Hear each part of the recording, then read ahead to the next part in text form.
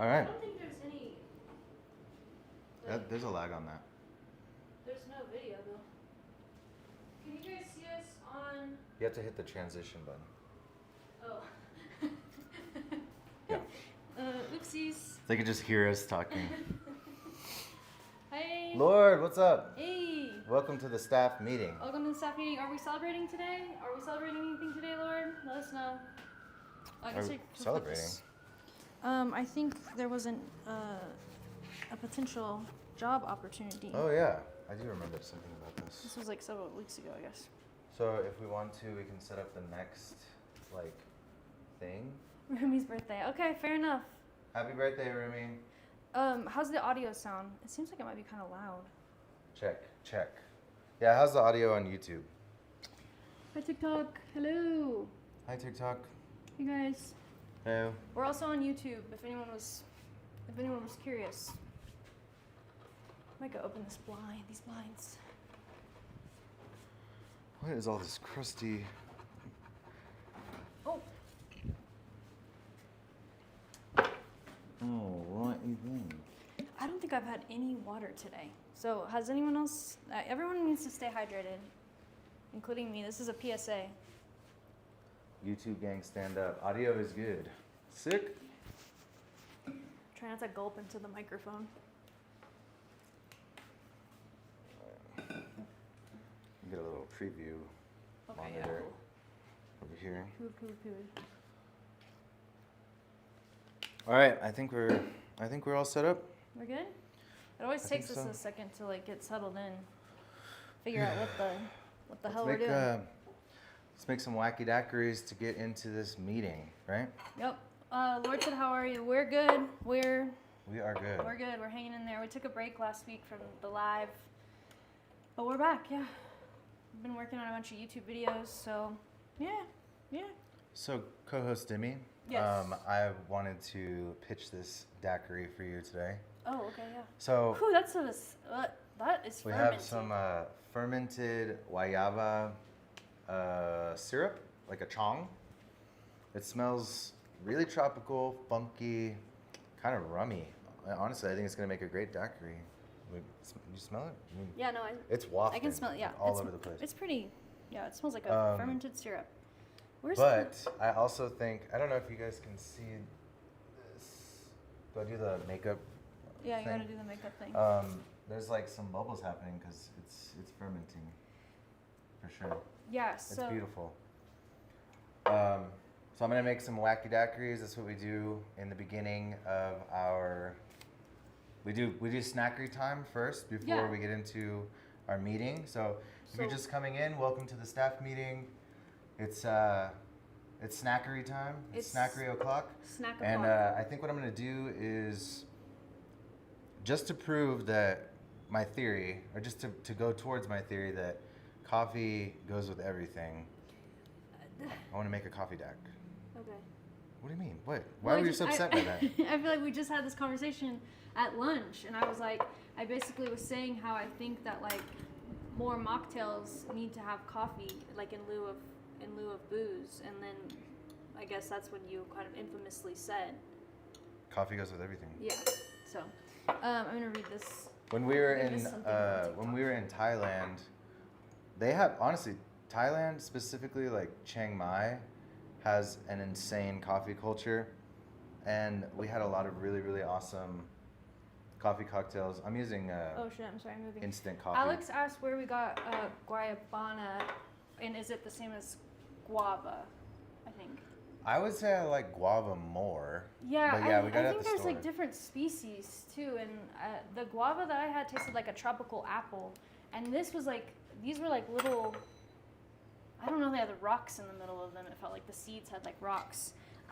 Lord asked any fermentation projects in the making. So other than this syrup, we have a lime chong going.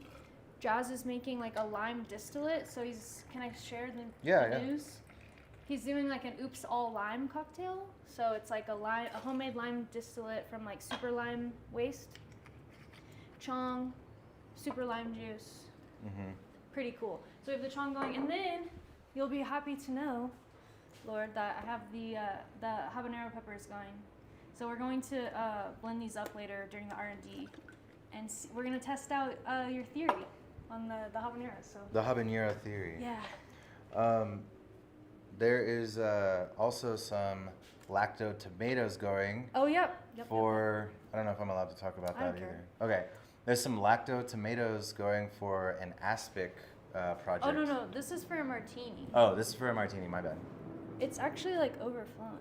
Yeah, What the hell because is this? it's going. Look, it's already started fermenting. Yeah, it's bubbly. Get close to the. It bubbly. Look how cool it is. Scott asks when they're getting Mexico City videos. You can't really see. Can you? I don't know. It's kind of blurry. I don't know, man. We're working on it. Yeah, we're working on it. Yeah. It's hard. It's hard to do everything. Everything is hard. Life is just difficult. Life is endless suffering. I don't know how travel influencers do it. Yeah, how do You know? travel influencers do it? You just have to like It's amazing. film everything you do, I guess. How long have they been going? When did I start those peppers? 3 days ago, 3 maybe? days ago. So I initially did, it was about 50 grams of peppers, 50 grams of white sugar, and I didn't think that was enough sugar, so we did 2 parts sugar, 1 part peppers. So we'll see how it goes. Ooh, I forgot to pull some juice. Oh no. Thanks, Alex. Okay, I'm glad that you could see the little bubbles on the Yeah, and then peppers, or the the tomatoes.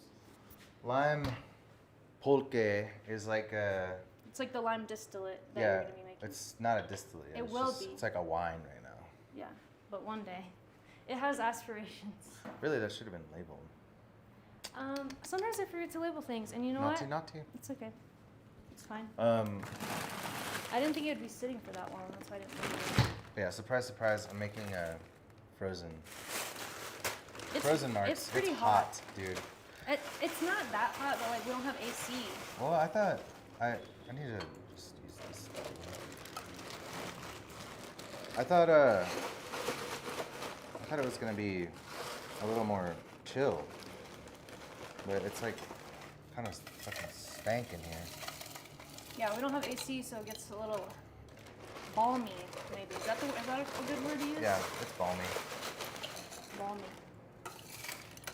Okay, well, so yeah, welcome to the staff meeting. If you're here, you're on staff. I might just go over what we'll be talking about today. Yeah, let me just blend this. He's gonna fast. blitz this little Frozen DAC, and will you grab me a couple glasses? yeah, what Or we kind? can These? share. These little ones? No, that's not gonna be Kind enough. of thirsty. Let's just share in this big boy. Oh Is my that cool? gosh, yeah, okay, that's fine. Perfect. Yes, Wow. dude. It's This was stolen from a Chili's, I guess, or Applebee's. That's we what it didn't looks like. steal it. We don't steal from restaurants, but I mean, it straight up looks like it's from it Like- does. And there's only one of them, like so an it's kind of Applebee's. suspicious. It looks like it's only like it's made specifically for like blue drinks. The beauty of an Airbnb stocked kitchen.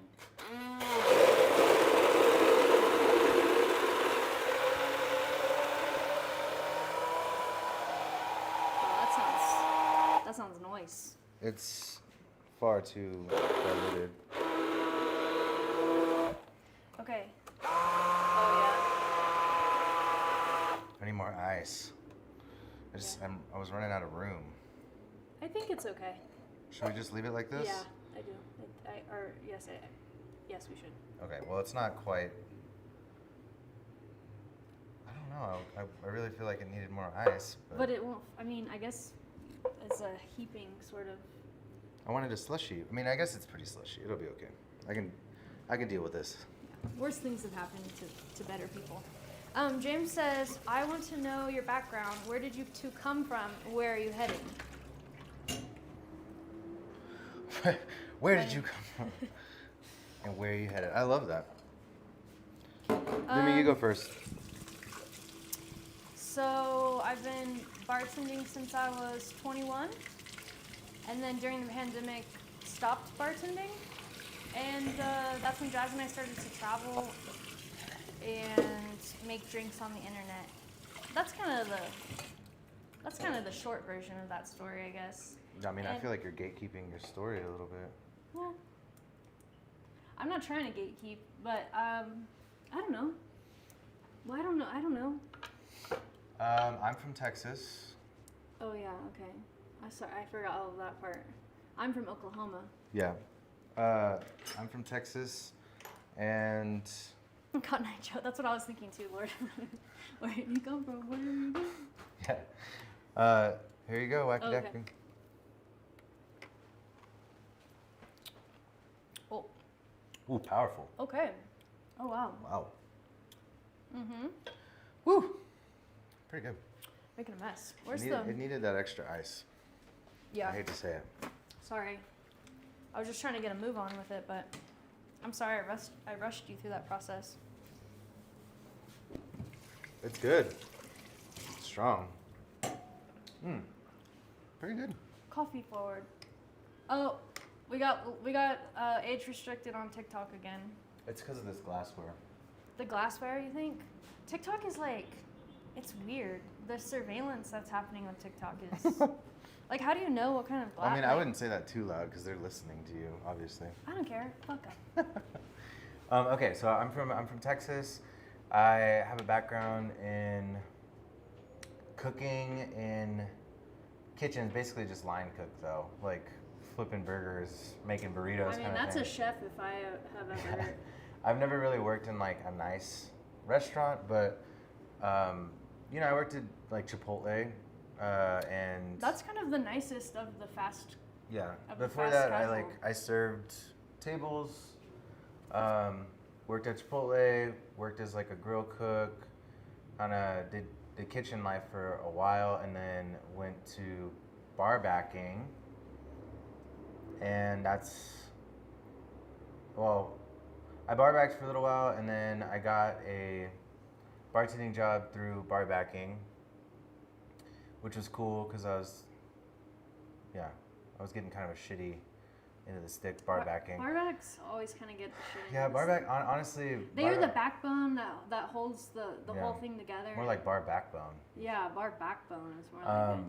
And that's when I met Demi, basically. We both started bartending at the same time. Well, she was bartending before me, but we started bartending at the same bar at the same time, around the same time. Yeah. And my first bartending gig was like a dive bar, like a high volume dive bar. So I learned how to bartend like high volume, but I just was like learning the worst. Like people ordered the worst shit, like the Scooby-Doo snacks shots and the blowjob shots and the royal fucks and just, that kind of thing. But I did learn a lot. I learned a lot. I think anytime you work high volume, you're kind of just thrown. Actually, I was thinking about this the other day. My first shift that I worked by myself at the dive bar was St. Patrick's Day, and I got that's just brutal. murdered. Oh, murdered. I mean, I don't even know how I don't know how I kept the ship sailing, truthfully, but I feel did. like I did that's it. trial by fire. If you can make it through that, then you're probably good, right? Yeah. So. But I wanted to also say that we started working together there, and then that place was like a craft dive bar almost, like The one that we met at. yeah, and it had like fresh juices, but it was pretty down to earth and kind of divey, beer and shot kind of vibe most of the time. But there was like good spicy margarita type vibes, and then then I kind of got trained at this more cocktaily bar for a little while, and that's where I got a lot of my like formal training in bartending from my bar manager. There was like really amazing and like taught me a lot. I think he was like a mentor more than. Yeah, he was more like my than anything. mentor. He taught me a lot of like the proper technique, like how to build rounds and syrup first and wash it out with juice, like all this little detail stuff. And then Demi and I basically opened up a bar together. It was like a new cocktail bar. The owner wanted it to be like a natural wine bar, and we were just like, no, I think we're gonna make it a cocktail bar. So we had this like insane cocktail menu that was rotating all the time, and we ended up working with like a lot of the most talented bartenders in the city, like at that place, and kind of cut our teeth there as far as like recipe development. I would say that's where we really got to like be creative. I would say. And learned how to cost out cocktails and do all the kind of like more bar directory kind of stuff. Yeah. So I mean, we worked our way up from humble beginnings, I would say. We didn't just get like thrown into it. So I'm pretty proud of that. I think that it always teaches you, It's like that meme. I don't know if it's a meme, but you know how people were like, "You've never waited tables and it shows," kind of thing. I feel like it can be that way with service industry, where it's good to start from the bottom and work your way up because you start to appreciate like all the levels. You know. Yeah, for sure. Yeah. Yeah. Lord said they ordered the Jim Meehan's bartender manual. So Nice. yeah, that came in handy quite a lot actually. So. Yeah, that one was really nice as far as just like how bars run and work. How they, Yeah, because I think like there are plenty of other kind of just recipe books that are always fun, but that one's just kind of like unique. Yeah, it's cool. And in terms of where we're heading, I don't know. Well, I guess I could take that one. I think that our goals are to obviously like this this community is really important to us, and like building this out is like important to us. We want to like have a place that we can all come and talk about whatever we want and like have weird ideas, and this is just like a safe space for any of your weird shit that you want to talk about or work on. And we love like being creative, and like we also I think have like a passion for travel, which I think Demi kind of gave me like the travel bug. But as far as like drink anthropology, is that the word? I think so. I don't know. That seems a little serious, but I think just like exploring more of the history and the culture of drinks, like that's ultimately where we want to head. It's kind of hard to like. It's hard. So yeah, I don't know.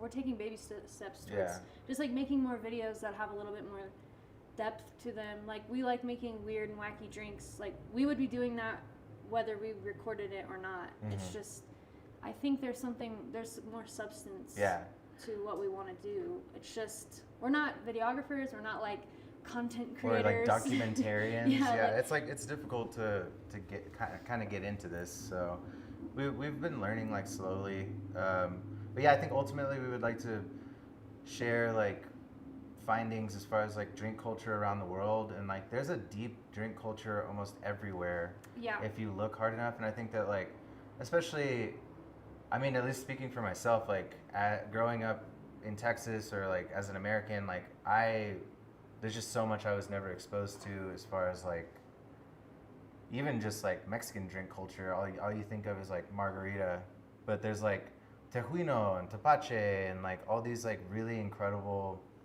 drinks that have been around for like hundreds, if not thousands of years, which is like super interesting, and that exists everywhere. Like name anywhere. And you can like trace back like some crazy drink that's been there forever. Yeah. And so I think there's like plenty to explore there. Yeah, and I think also like we've been wanting to be like more honest and transparent about like how do we make those things happen, and like we have the studio side of like this business. I guess it's a business. I don't know. So we have like our studio side of things where we've been like making content or video developing recipes and video recipes for brands, and that's kind of how we've been like floating along, like just that's our job, I guess. That's how we make money. So I think like in the meantime, that's how like we'll have the studio working with brands, but ultimately we'd like to be self-sufficient and just explore the stuff that we find interesting or that we find important. So yeah, I don't know, that was kind of a long spiel, but anyway, that's where we come from, that's where we go, that's where we're hoping to go. Okay, when is the next Vermouth project coming? Honestly, my favorite video ever from you guys. Thank you. I assume the banana Vermouth video is maybe the one. I also made this citrus Vermouth, and it was just for me, really. Like, I remember like I was just kind of exhausted by that whole era, because I had a lot of ferments going at that time. And I made this like crazy citrus vermouth. It was like all the citrus. We happen to have like 7 or 8 different kinds of citrus in the house at one time. Like interesting. I think we had like blood orange, and we had real yuzu, which like is like never. Yeah, happens. like actual yuzu from Japan. We had we had like a ton of different citrus. So I made this citrus vermouth, and I think I had like a tiny bit of maybe vanilla, cardamom, and like green tea, maybe. It was like the botanical part of it, but it was so good. And there's still a bottle upstairs in the attic. Yeah, we have a bunch of stuff stored at my parents' house, so there's like all the kind of weird and wacky ferments. Nancy said, "Do you guys have bartending jobs?" Not currently. We don't work behind the bar anymore. Right now. No. We used to. But yeah, we're kind of transitioning, kind of out of bartending and into, I guess, marketing maybe more as like and content creation. So I love being behind the bar. Don't get me wrong. I miss it, but I also like we just anyone who's like worked behind the bar, you have like this love-hate sort of. There are good times and there are bad times, and sometimes the bad times are really, really bad. Yeah. But yeah, in terms of like the fermentation stuff, and like we don't have like a very stable living situation. We're just like bopping around from Airbnb to Airbnb. We've been doing that for like 3 years almost. With that banana vermouth video was like, I think it was like 4 months start to finish. Yeah, so we kind of need to be a little bit more stable before we can get back into that kind of stuff. And I'm super excited to do it. Like we have all these ideas floating around for like different fermentation projects and what have you. So, but yeah, I don't know if you have any ideas, let us know, like what we should. Yeah, this is the current like project. It's, I'm calling it like lime pulque. It's not really pulque, it's like more just lime wine, I guess. But, sorry, excuse me. I'm gonna move this up here so I don't have to. It's been going for about a month and a week, maybe. And as you can see, it's still like active, but I'm kind of waiting for it to stop bubbling so that I can distill it in the freezer. So that's my newest like. Yeah, we're doing a freeze project. Distillation. But it's really. And what's our relation? Wait. We're roommates. How did you guys meet? So we just went through the whole spiel of like how we met. Someone asked on YouTube. We're streaming on YouTube as well, by the way. We met while bartending, became friends. We had a shift together. We called it Taco Wednesday because we would make tacos together. And that's how we met. And then we made out on the roof. Yeah, we made out on the roof. So we are partners in crime. So we are criminals and we are partners in crime together. Yeah. We're also roommates and BFFs, I would say. Yeah, and we basically we ran a bar together for 2.5 years, 3 years. I don't even think it was that long. It felt like 10 years, but I think it was. It was like 2 10 years. And a half years, basically. So James says, "Is recipe development your main day job? Then, what have you guys been doing in Mexico?" And then he says, "I just got back from Playa del Carmen. Not the best place for authentic cuisine. No, I don't think so. No. Have you tried pulque?" Yes, actually. So it's kind of cummy. I don't know how to say that. Yeah, he said, "Well, yeah, it looks like you've seen it." Yeah, we tried some on the street. Weirdly enough, this was a couple weeks ago. Mm-hmm. Yeah, they were handing out. Like little cups, like and I think shots it was of it. as like a promotion to like welcome people into the bar, but I don't know if it's like the best like way to. It's not the best like offering really. Like I mean, I think it is. It was it's good. It's a very polarizing beverage. The thing about pulque that I think is cool, I don't know this out of like experience, but it's like I think it's like hydrating.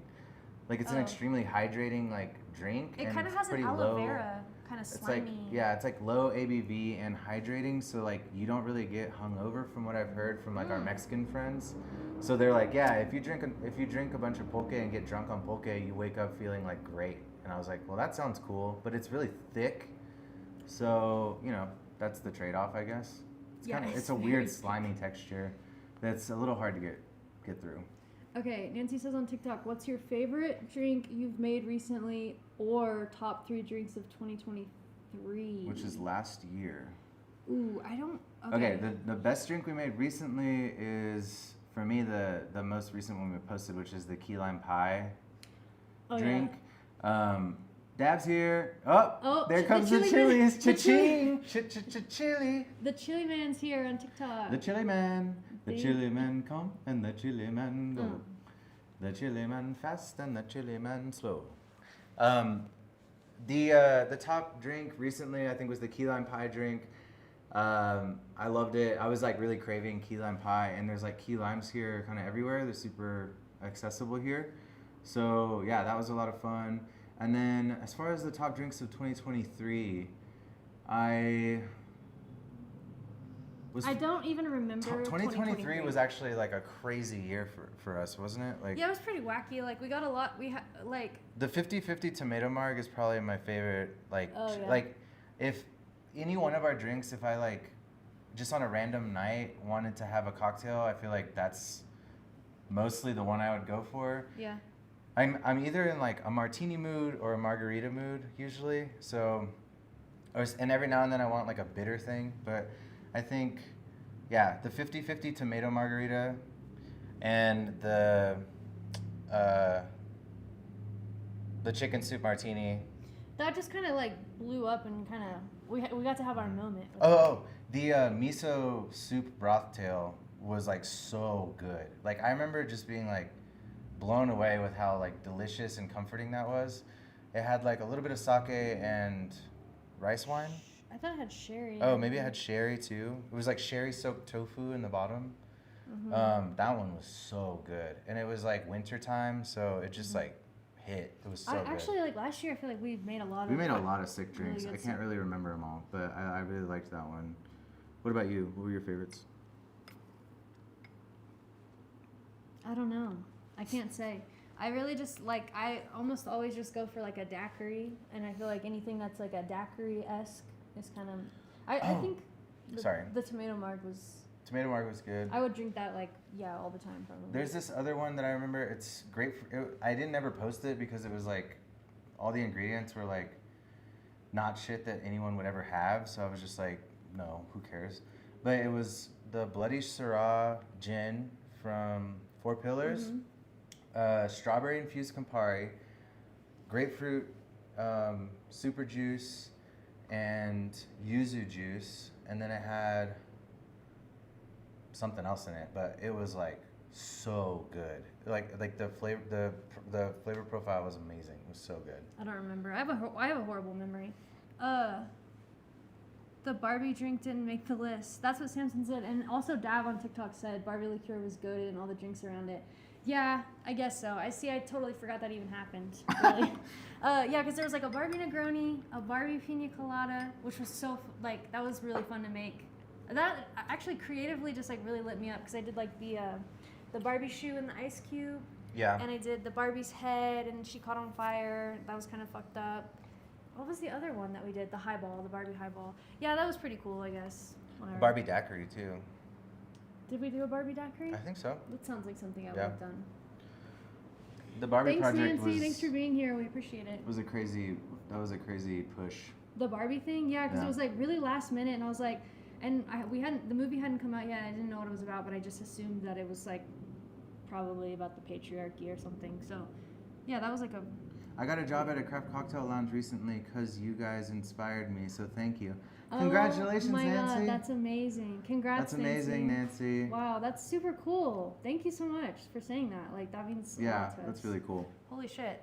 Wow, guys, that's very cool. That just warms my snaps little heart. For Nancy, everyone. Yeah, snaps for Nancy. Hi, Slay. Slay is here. Slay's in the house. Slay's in the house, yeah. Okay. Slay is in the house. No, sorry. Whoa. Lord said, guys, is it annoying to bring up my problem with the aquafaba siphon foam? No, it's not. It's okay. No, it's not. Added xanthan, but still splits. Maybe emulsifying aquafaba with blueberry syrup first. Wait, I'm having a hard time even like comprehending. This was a couple weeks ago we talked about, and I think in the siphon? Yeah, the whipper, right? Oh, ISI. Okay, yeah. I think in the whipped cream whipper. Yeah, okay, that makes sense. I think. It's just too foamy or do we have aquafaba? No, I used it all in the Ramos video. We have a can of chickpeas, so yeah. We don't have xanthan though, but no.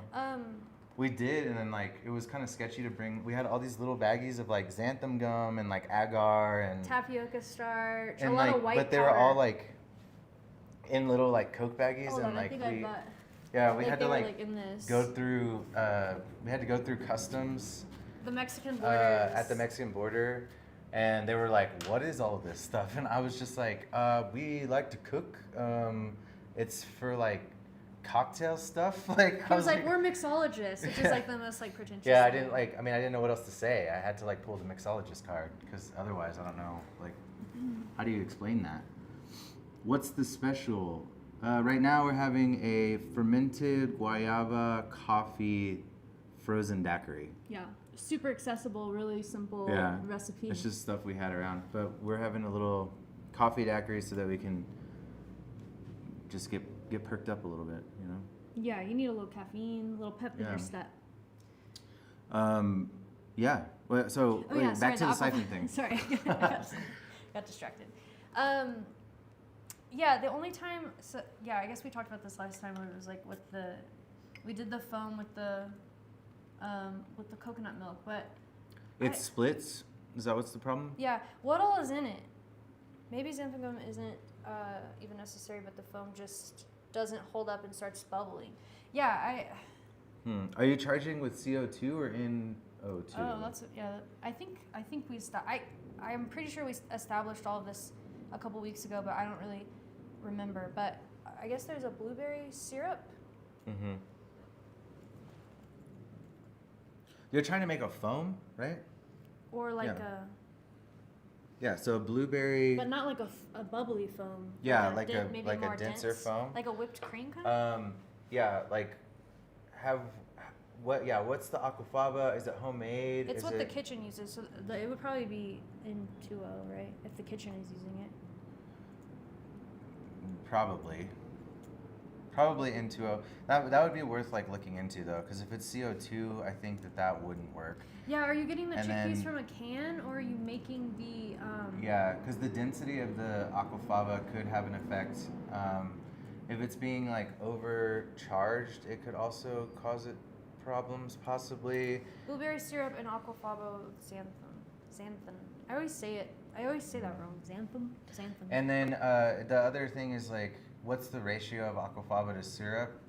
I would start with like close to like 1-to-1 maybe, would like probably give you a much like foamier foam.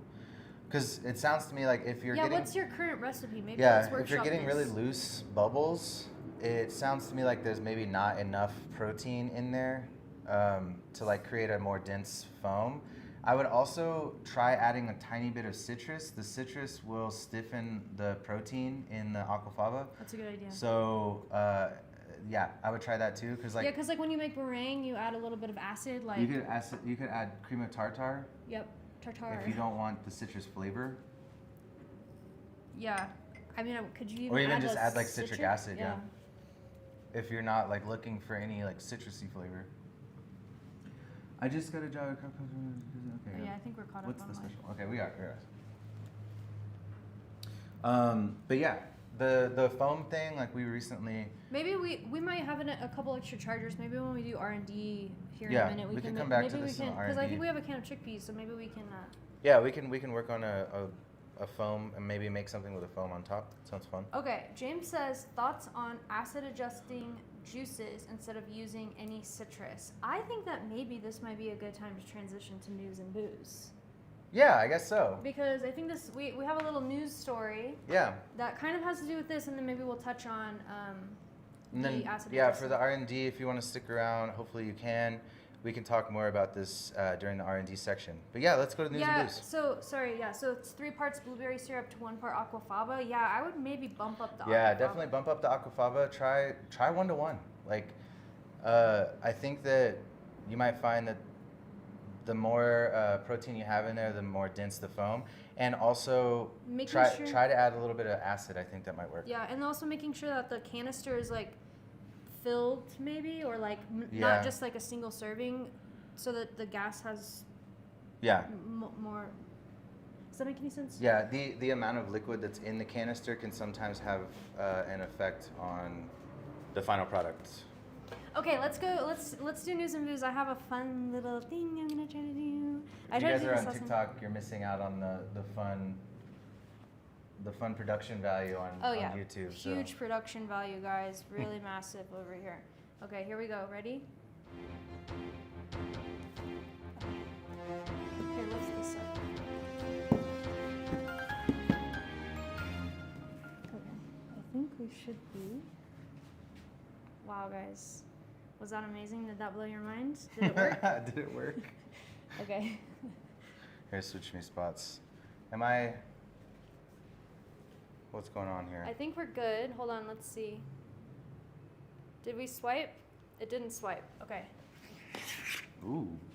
Hold on, let me. I swear, one of these weeks we're gonna nail this. Okay. Yeah, it's okay. It's okay, everyone. Just hold on. Please hold while I process this. I'm about to run it again, honestly. Run it back. Remix. Okay, did that work? Can you guys see this? Oh my god, no. Hold on, wait. It's gotta catch up. There it is. All there right, it is. all right, we got it. Yes. We're on it. Yes. All right. So here we are again. Punchdrink.com. My favorite news source. I always feel like Punch Drink is like, I don't know. They honestly do have like the most up-to-date cocktail news, even though they annoy me a little bit sometimes. But this caught my eye because I thought it was really interesting for a number of reasons. It says, move aside citric acid. Amchur, I hope I'm saying that right, has entered the chat. And I wonder if it's like chaat masala. I wonder if they were like making a joke there. I was just kind of wondering that. No, I don't think so. So it says in here like a few different things, but basically what this amchur ingredient is like a unripe mango powder. And if you ever had unripe mango, it's very tart, but they're basically using it as like a substitute for citric acid, or like as a way to like up the acidity of cocktails, or use it as like a rimmer or whatever, basically like in as a natural substitute for like powdered acids, which I thought was like super interesting, especially because it's from LA's Pizza Palace. Oh my god, We were recently in LA. We stayed at the Super 8 hotel. Yeah, very Motel? humble. Motel, yeah. And we have a video actually in the works, kind of going over this entire like thing. But Pizza Palace is this like really cool, like it's like a Indian inspired pizza place. Well, it was the room service menu at the Super 8. Yeah. And I was like reading it and I was like, this menu is like popping off. Like, what is Yeah. It was like, how is this so lit? And apparently Pizza Palace is like underneath the Super 8 in LA, in Echo Park, or like on Sunset Boulevard. Yeah, it's somewhere And it's on just like this Sunset. hidden gem. Yeah. And apparently now they're like coming up with this. So, this article is from September, so it's a yeah. little, belated, but. So it's essentially like this really interesting idea of using like a naturally like tart fruit or ingredient, dehydrating it, powdering it, and then using it in place of citric or malic or whatever like powdered acid you would normally use. You could acid adjust juices. Yeah, so imagine like acid adjusting like a pineapple juice with a powdered green mango powder. Like how good would that be, you know? Like it would give you like such a depth of tropical flavor. I love this idea. I think like using things like tamarind powder or even passion fruit, like dehydrated powdered passion fruit powder. Come on. Yeah. Sick. Oh, so don't even get I mean, me I think like this to me was like a click moment where I was like, oh my god, this is such a cool way to like add more flavor and like use even like waste products in a different way. Like if you happen to have like, leftover passion fruit that you're not going to use or something, dehydrate it. Also, I wish I had the dehydrator still. I missed that thing. Yeah. But I guess I can go back to, where do I go back to? The booze desk. See, that's us. Now you have to transition.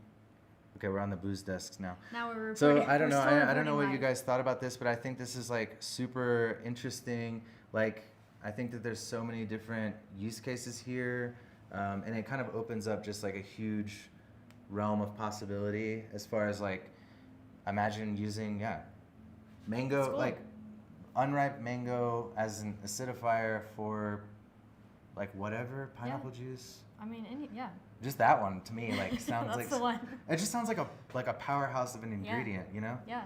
Acid adjusted pineapple with like mango powder sounds cool. Hey. But I mean, like you could use tamarind, any juice. Anything kind of acidic. So that was that Very cool. news story. I guess I can And go in to the terms next of one. like acid adjusting juices, yeah, whatever. Should I I think it's cool. do the opener again? No, don't do the opener again. Hold on, let's go back to the reporting. Okay, now we're going on to Okay. the next story. Next story is please explain the luxury martini to me. So I wanted to kind of just talk about the martini craze, how it's like still going. It's insane. It is still going. It's happening. I've always like kind of felt like this was an interesting resurgence because like if you know your cocktail history, there was a moment in time, like I think it was like in the 70s, where like martini menus were like a huge thing. That's when like the appletini was a thing. There's like all these like kind of martini riffs that were happening at the time. Wait, when? Sorry, what time period? I think in like the 70s, right? I thought the Or appletini was in the 2000s. like the 90s or 2000s. Maybe no, sorry. Martinis were a big thing, but then I feel like yeah. cocktails as a whole really weren't a thing in the 70s so much. Yeah, there was a dark time, right? Yeah. Oh, so maybe I mean like 90s. Actually, I don't know my cocktail history at all, so who Yeah. knows? I guess I forgot. Not the authority. But here. I guess what I'm saying is like there's like this cyclical nature to this like martini thing, it feels. But now we're getting into this like new era of martini, and as this article kind of lays out, they started by saying like they spent $45 on a martini at this lounge or whatever, and like they price drop some of these that are like $50, What makes them $73, and the range here like $55, 94? $250 martini. I mean, what? And there's like use of a lot of like really rare, expensive gins is like kind of one of the main things. Oh my and god! like the saffron infused. saffron infused. $150 for a saffron infused. I feel like that's just One like, of the things I thought was really cool that they mention is garnishes and sidecar menus, which is kind of interesting. Like there'll be like a garnish menu on the martini, okay, that's cool. which I think is actually sick. So like imagine that's- being like, okay, I want to order this gin martini, and then I'll have a side of like caviar and olives or whatever, you know? Yeah. Okay. Which can like, and so some of these people are infusing with like truffle. I mean, there's just like, and they're saying like it's not arbitrarily expensive because it's in a fancy glass. Like there's actually expensive stuff in it, but still, it just seems kind of a little. I don't know. I guess if people want it, and I don't know who these people are. Like who has this lifestyle, you know? Keith said, I like it when they bring you the little extra vial and the ice to refill. Yeah. I haven't reached that status in my life yet, but when I see one of those walking by when I'm at a bar, I'm just like, how do I Or like get- the how do martini cart vibe, Yeah. where like bring it to I the don't know table. about the card. That's a little too much. I feel like would that feel gives me uncomfortable. anxiety, Yeah, I would feel but yeah. uncomfortable. And honestly, I'd probably be judging a little bit. So actually, this is an interesting segue into the next order of business. Well, actually, so we're moving on to Campari. Yeah. I wanted to read this comment from TikTok. Okay, John says, I'm currently acid adjusting Campari and ordered a milk wash it to soften it for a dessert cocktail, which is very interesting. But Good idea. I thought this was a good segue into the next news story here. Yeah, I think we have What's wrong? guayaba has like rocks in it. Remember? Yeah, the seeds are like rocks. Anyway, the next story is new versus old Campari. So that this was in the r/cocktail subreddit. Yeah, this is fascinating to me. This is really interesting, and I think like it kind of ties into the last story in a way where it's talking about perceived value, and like when you get the martini with the little side thing, the perceived value, especially if it's like in a little nest of like you know ice and all that, right? It like makes you feel like, oh wow, I'm getting something like super special here. So this Reddit post basically talks about how Campari has like changed their bottle slightly, where there's like scalloped. I guess I should have like shown that Yeah, I think or whatever. just, But like, there's like one bottle that's like got like grooves in it, and then the other one is like smooth. Right? yeah, they changed their bottle. Yeah, and like the whole thing is like it tastes sweeter now. Like they changed the Campari, like it's sweeter now. Like they messed with the recipe, yada yada. And People thought because the bottle was different, the recipe was different as well. And so the person in this post went in and did like bricks measurements. I think it was Um, You do not know me, bro. Yeah, so User, you do not know me, bro. Post this. They say, in response to the like post, why did they make Campari sweet? The old bottle that was purchased tastes different. The new version is sweeter. So they do this like specific gravity reading. The bricks is exactly the same, 33 bricks, and then 1.064 specific gravity. So the readings come out exactly the same. Between the new bottle and the Yeah. old bottle. But, you know, there's like basically all these people saying that it's different. And then I also wanted to bring up that like we recently had like the opportunity to try like 90s Campari from the 90s where they actually used like the Beatles, the red. It was a really cool experience. Yeah, they used like the Beatles to color the Campari, and we found that like the old Campari did have more of like a viscous, and it could be that like it just sat in the bottle so long that it like had Maybe it was like evaporated. And Also, then I was like pretty tipsy, so it's like I don't really know that my opinion can be. It wasn't like it wasn't a scientific opinion on the matter. But to me, it tasted pretty much dead on the same, except for the texture was like slightly different. Sure. And it could be because it was like a 30-year-old bottle or whatever of Campari. But really, the main thing I wanted to talk about with this story was the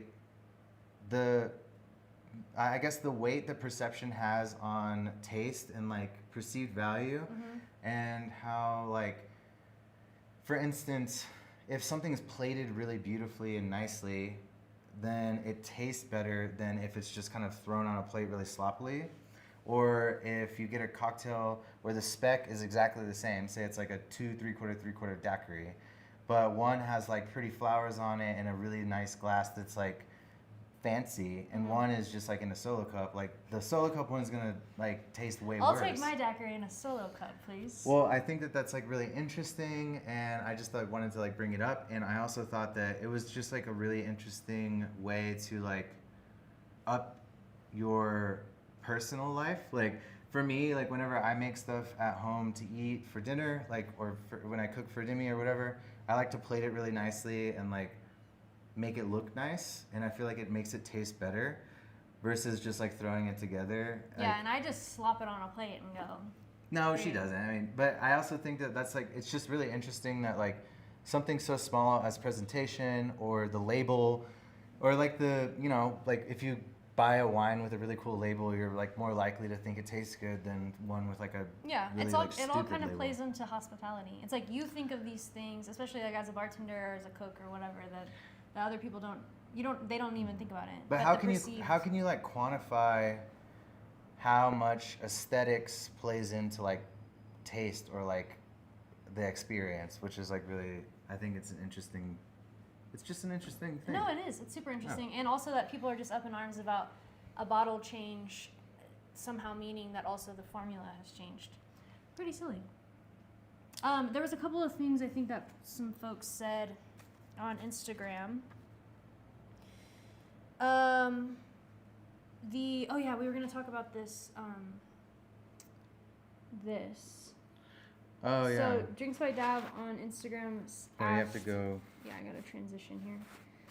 Transition. What we thought of this Tayer bar setup or like Tayer. Yeah, I don't know. Is that making sure everyone can see this? There's a lag. Okay. There's just like rocks in here. Okay. No. Okay. Cool. All right. Okay. So there's this like apparently I got served this ad on Instagram right before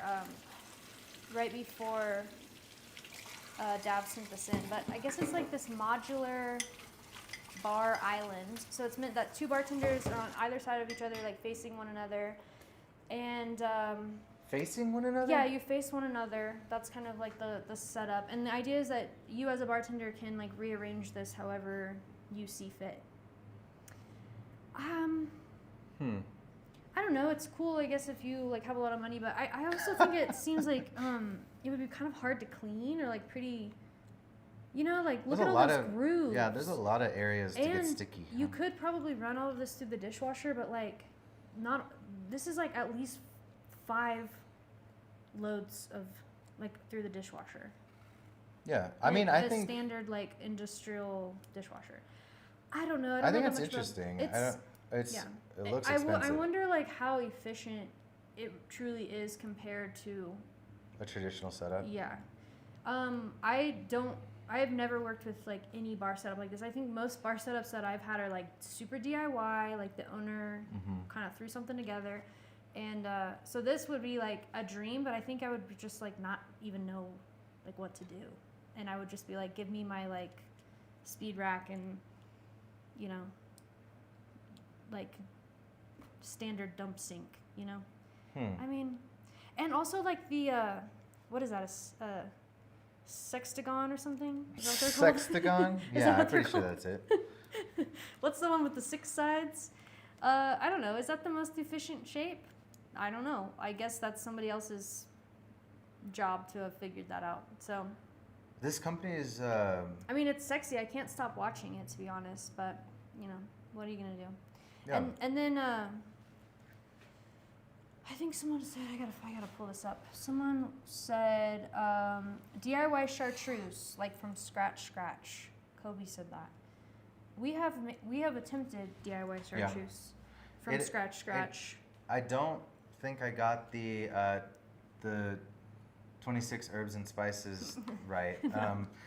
It's like, isn't chartreuse like 100 and something? Oh yeah. Well, the Colonel's recipe is still a mystery to me. Yeah. I tried to make chartreuse in Thailand a couple of years ago, and the way I went about it was I used a gin because I was like, let's just take advantage of however many botanicals are in this gin. That way I don't have to add them.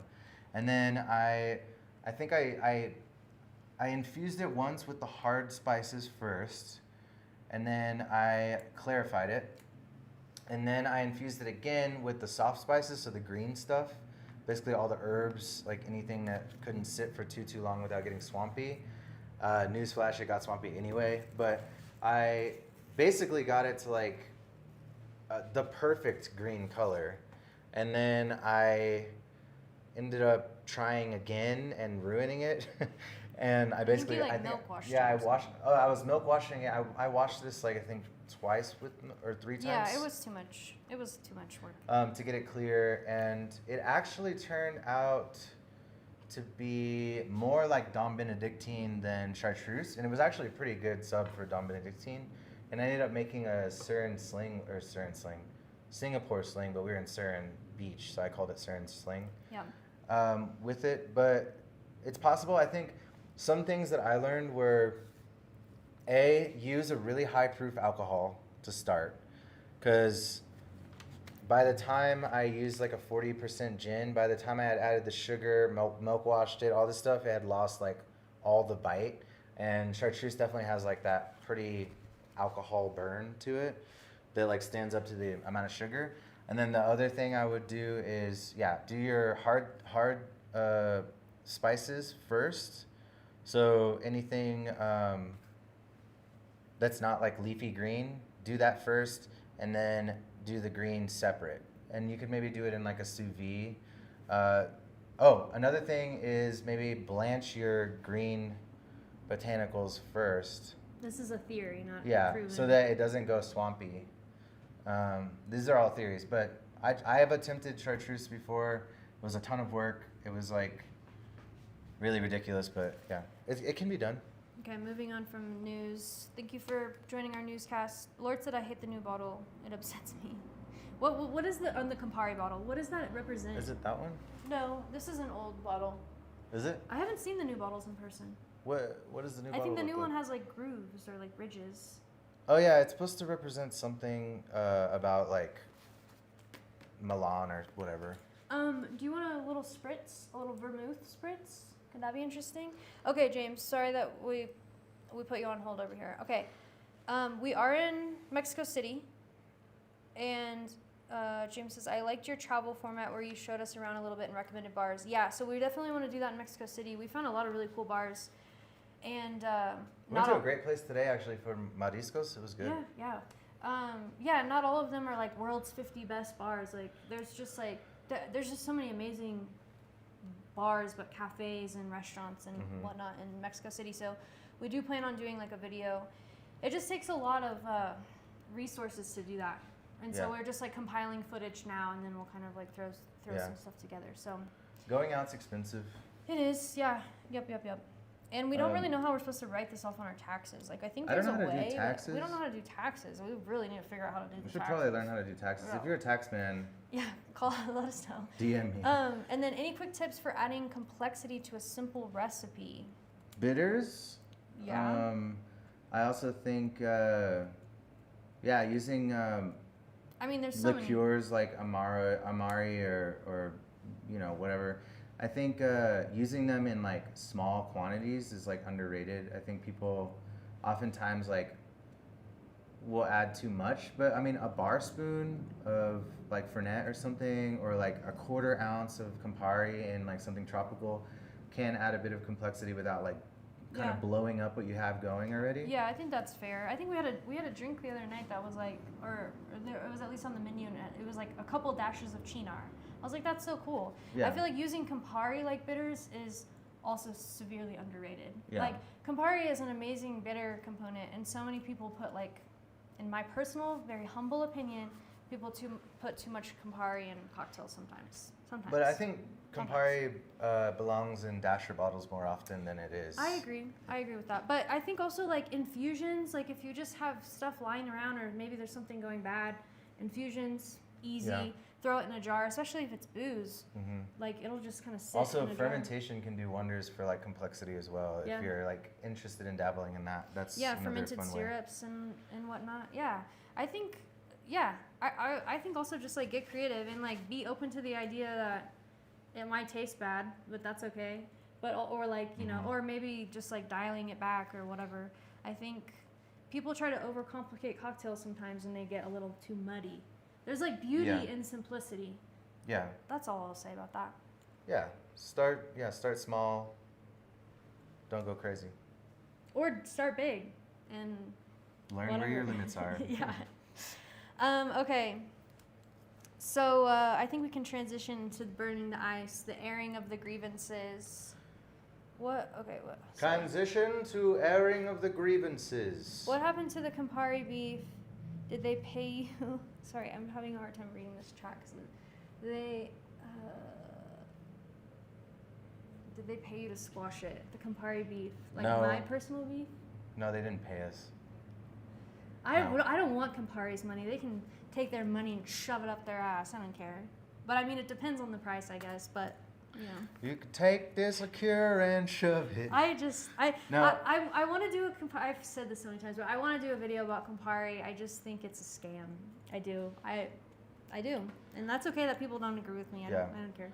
Well, I think we recently got a bottle because it's like kind of cheap here, and we've been kind of like on a journey. I've always like had a Jazz is more open-minded. yeah. to I've always Campari liked than me. Campari. The only drink I like really like with Campari is a Jungle Bird, and we can't even get like fresh pineapple juice here. So I always also really liked Cappelletti like more. I do. I like Cappelletti more as well.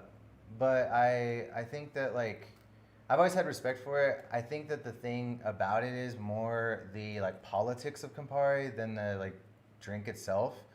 There is like Campari is a huge branding like behemoth, and like there's like a lot to be said about it, I think. And I also like I get like Campari propaganda sent to me like pretty often. I went to like Camp Runamuck. I was lucky enough to go. It was cool. But it was like, Campari was fronting the bill for a lot of that stuff, and like, I'm on their mailing list and stuff like that, and they send a lot of like socks, I guess. Bartender propaganda, like shirts and like just weird posters and stuff like that. I don't know. I think propaganda is the right word too. Like, and I think that it doesn't make it a bad product necessarily. I just think that like it's mostly overhyped for what it is. Like, overhyped because and like their marketing because department of the marketing, is, their marketing department is amazing. Yeah, I will say it's that. been around for a long time. time. So I think that's a good start to burn the ice. The burn the ice, if you're not familiar, is you're airing your grievances. If anything's happened this week or the past few weeks, let us know.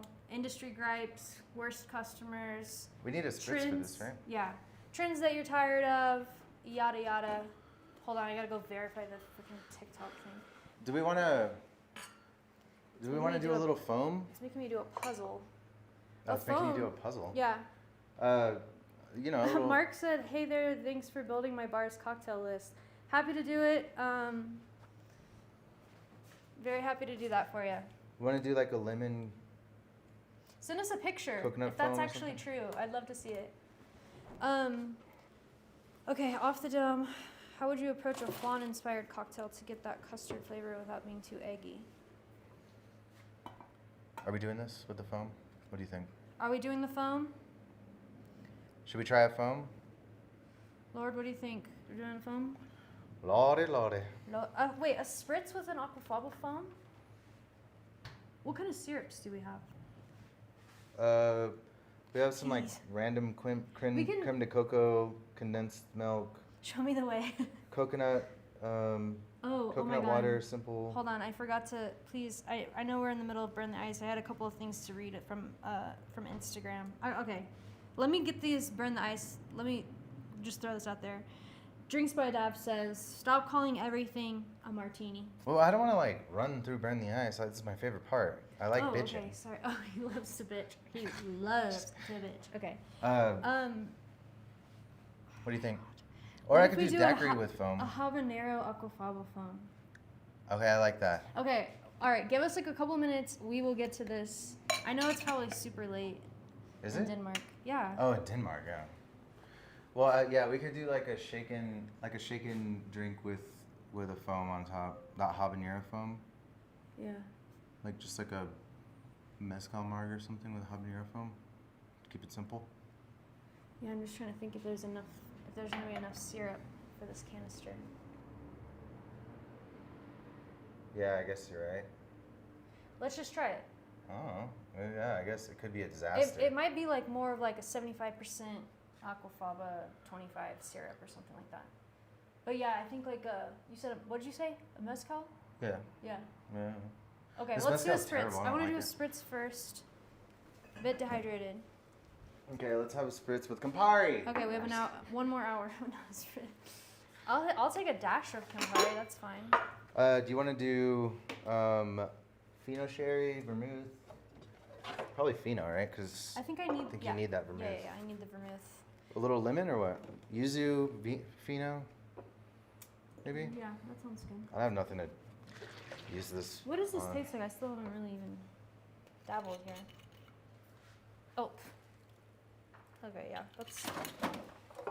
I think with yuzu is good. Our ice machine's on the fritz, so don't judge our cloudy ice, but...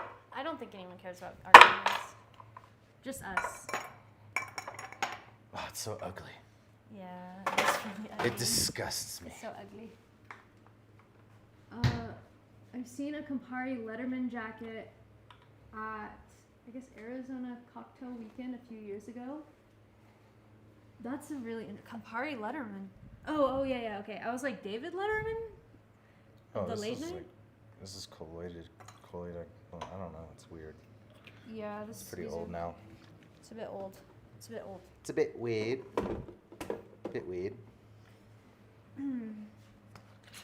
Campari Letterman jacket. I mean, you wouldn't want to end up on a date with that guy. I mean, it sounds like it would be pretty cool, but it is a status symbol. We'll say that. I will say that. It's a Luke. It's a Luke, yeah, for sure. Okay, well then, I guess while we have some time here, off the dome, how would you approach a flan-inspired cocktail to get that custard flavor without being too eggy? Oh. Uh-oh. What seems to be the problem? I kind of just like shoved it in here. Oh, maybe it doesn't work. Oh no. No, don't do this to me. That's embarrassing. No, it's broken. I wonder if Did it's you- just this or if it's the... All right, did you keep the lid to it? Yeah, it's over there. Okay. I thought I was being sly. What? Where is it? It's bright yellow, but I don't see it. It was like over Oh, it's on this bottle. here. Just here, just use this one. Okay, I guess Flan. it would depend on like what kind of texture you're going for. Yeah, I think immediately I'm thinking like flip cocktail yeah. could be a good, interesting way to go. And then, do you think like Fino And Campari is even a good pairing though? And yuzu? Mm-mm. No. I don't. No. No. I don't know, maybe a little. Maybe just some Ango. Yes. Yes. That's That what I will do. want. Yeah, I think a flip could be interesting, but that's a very like wintry kind of. So, like, what's even in flan? Like also, sweetened like, condensed milk or what? also like eggnog. Like an eggnog, because basically what eggnog is like creme anglaise that's like in a drink form. Yeah. It's just like creme anglaise basically. So, yeah, maybe like a flan style eggnog, just like more vanilla, less like spices, and like try to kind of work with that. Otherwise, I think like a sour build with like aquafaba or egg white, and like does flan have sweetened condensed milk? Is that what it is, or it has like that sort of like? It's like custard that's like set, right? Yeah. Okay. I'm not like super well versed in flan. I'm not a huge flan kind of gal, but you could do like a traditional like sour build with aquafaba or egg white, and then maybe do like sweetened condensed milk for like that creamy as your like syrup, and then maybe like brulee on top of the foam. Do you think the gun would melt the foam? Maybe, I don't know. I think that like it would be important for me if I was making a flan cocktail. I would definitely want the yolk because I feel like that's the richness that you get from flan. Yeah, but if you can incorporate that richness in a different way, I guess. You can also you can like sous vide egg yolk to where it like gels slightly and it becomes like a sauce almost. So maybe that could be a way to like. Oh, like if you made a syrup out of like yolk and sugar, or and that's kind of your like custardy. Yes, or like do what Demi said and make like a traditional sour style with the egg white, and then do a cured egg yolk like grated on top. Yeah, to get that yolk. I've been wanting to cure egg yolks and grate them on top of a drink for a while, but we will. There's so many ideas. We have a list like a mile long Yeah. of just stuff we want to do, but Pretty stupid. Pretty. you know, if we had all the money in the world, maybe even Just time, really. the time too. Yeah, egg yolk syrup Time is sounds money, really as they interesting. say. I think that it sounds interesting as well. And I haven't really, I don't know that I've like seen Yeah. that necessarily, but I think that's cool, especially if you sous vide it. Mm-hmm. Yeah, If you want to try to do egg yolk, well, egg yolk is an emulsifier, so it may be it might be easier than I think to make an egg yolk syrup, but you can also use a combination of xanthan gum and gum arabic to kind of keep it in emulsion. Mm-hmm. So I don't know. It's hard to break a yolk because we tried to milk clarify eggnog and it wouldn't because of the yolks. Or that's the hypothesis anyway. So. But I think like honestly like the most obvious and easiest way is to just go the flip route because like you can put all the work for the egg yolk syrup, but that's only if you're just like trying to avoid using the egg white in any way. Mm-hmm. But if you're gonna do it anyway, it's like why not just put but there's in? something interesting about breaking the egg apart and then like reassembling it into like. I mean, it's interesting, I guess. Yeah. The signature is that amber burnt sugar syrup at the bottom of the custard. Yeah, and then maybe that's a thing. Oh, I don't okay. know, maybe so you could do like, the burnt Spanish, sugar syrup. yeah, do the Spanish coffee thing, where you like add sugar, torch it in the glass to where it caramelizes and like coats the inside of the glass, and then do like a flip inside of that. Wait, do the what? The Spanish what?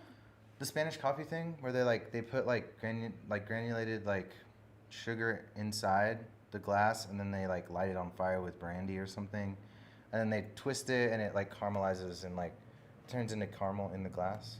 I've never seen that. You've never seen That's that? super interesting. Yeah, that would be a really cool. It's a wow factor. So basically, like do Spanish coffee and flip like together. That's like flan to me. I don't know. That makes sense. I mean, that's There's any number of ways you can do this. Is this making any apparently. sense? Yeah.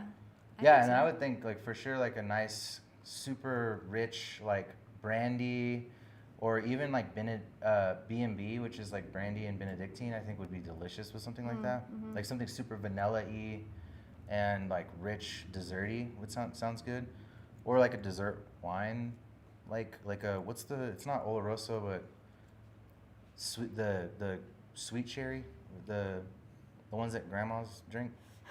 Not my grandma. Cream sherry, right? Yeah. Is that?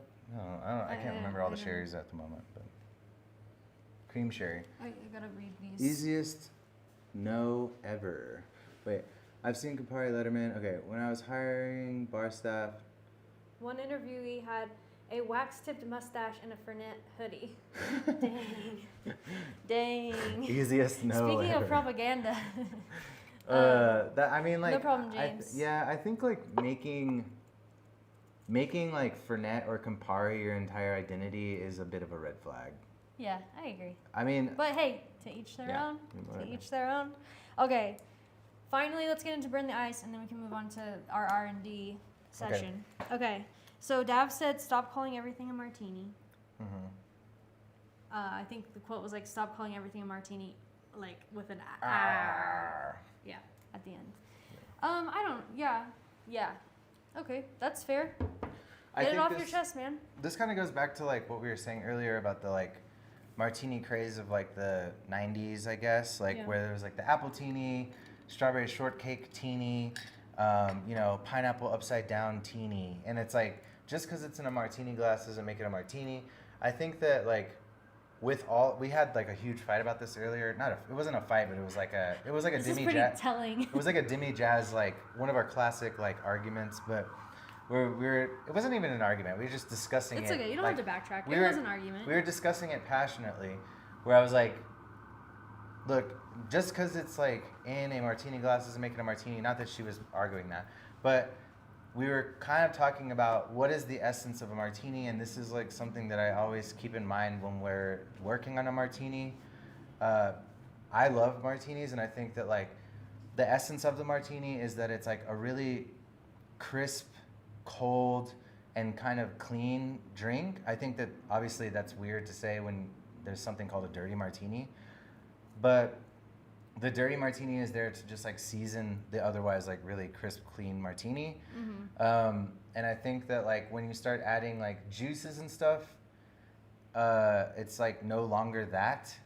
But that's your opinion, and that's like a very, I get it. I totally. Maybe I'm not that's just elitist I'm and not close-minded. disagreeing. Yeah. I'm just saying like, okay, with the marg, a lot of people, they'll be like, whatever spicy, jalapeno spicy marg, and it has like rum in it, and it's like, okay, that's not a marg, or it's a mocktail marg. It's like, well, it's not a marg, it's like a sour.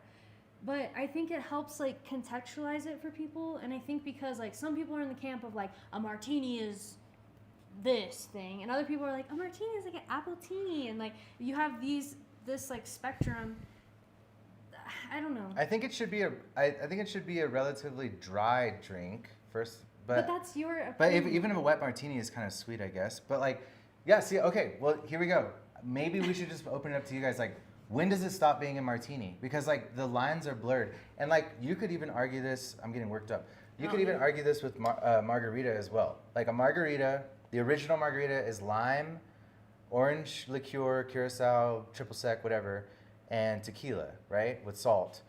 So if you do a Tommy's Marg that's like, it's basically a sour, it's a daiquiri or a sour. There's no curacao, it's not a daisy or whatever anymore. Is that still a margarita? Like, we've done a million different margaritas that have no orange liqueur or any liqueur. The liqueur is supposed to be the only sweetener in the drink originally. So if it doesn't have that 3-part margarita build, is it still a margarita? Yes, because that is a term that, not originally obviously, but now it has blossomed, it's bigger than that, and it's turned into like a term that helps people contextualize what the drink is. So any sour that has an agave spirit is a margarita? I think the martini is different obviously because it's like a lot of people, like it's... See? For me, it's like a martini is like boozy. It's booze forward, and like that can mean that it's just like liqueurs and vodka, and like that's whatever. That could be a martini in someone's eyes. Okay, so if it's vodka and apple pucker, is that a martini? I think because I can understand the argument because it is booze forward. It is a boozy beverage, and it's served in a little martini glass. That I can understand why that helps people contextualize it as a martini, as that is part of like the family. I think the family is growing, okay? But also martini, like, okay, if you like, sorry, go on. No. I didn't mean to cut you off. I'm sorry. Okay, but if you have like, for instance, one of the bars I used to work at, our dirty martini spec was 2 ounces of vodka and an ounce of olive brine shaken really hard and double strained into a chilled cocktail like coupe. Nick and Nora, with 3 like olives in it. That was the dirty spec. So it was literally just vodka. Because people that order a dirty martini, like, that's probably what they want. And that's why, because he was like, look, we're in Oklahoma. At least in the Midwest. Yeah, he was like, we're in Oklahoma. If someone's ordering a dirty martini, this is what they want. They want an ounce of olive brine and vodka, really fucking cold. And how do you get it cold? You shake the shit out of it. And so, is that really a martini? And like, also like, to me, a martini, like, yeah, it should have vermouth in it in some way, but it doesn't have to now. But then you could be like, well, the vermouth is like the modifier. That's the liqueur. So then it's not that big of a jump. So if you swap it, yeah. It's not that far of a jump. Okay, James has a good point. Let's hear it. Names are flexible for the things they can represent. I agree. Really subjective. Some base it on technical definition, needs these ingredients, and others on emotional connections, reminds me of. Like the hot dog is a sandwich. Doesn't matter if it is or not. I totally agree with that. Yeah, I agree. I think and I think the people that are elitist, sorry, I'm not like grouping you in this, but there are people like when we did the chicken soup martini, people lost their minds. They're like, this is disgusting. This isn't a martini. This is an abomination. It was like, I read the comments under the New York Times article and people were just like, if I go to a bar and I order a martini and this is what they serve me, like, this is horrible. Like, well, that would never happen. It's like the worst thing, you know. Yeah. But like, yeah, it wouldn't happen. If you order a martini at a bar, like, you're going to get a martini. But I don't know. I think don't call everything a martini. I get what Dav is saying because I think there's a lot of... Well, if it's got like chocolate milk in it, then like... If it's and if it's a mocktail, it's not really a martini. And I don't know. I guess it's like a cutesy... I mean, I guess. I think like... Okay. I think that I'm more in the camp of like, does it emotionally evoke martini to me? And like, that's where I like kind of have my attachment with it. Yes, like, and I think like... if it's not emotionally like giving me a martini, then I'm not like inclined to call it one. But yeah, you're right. Who cares?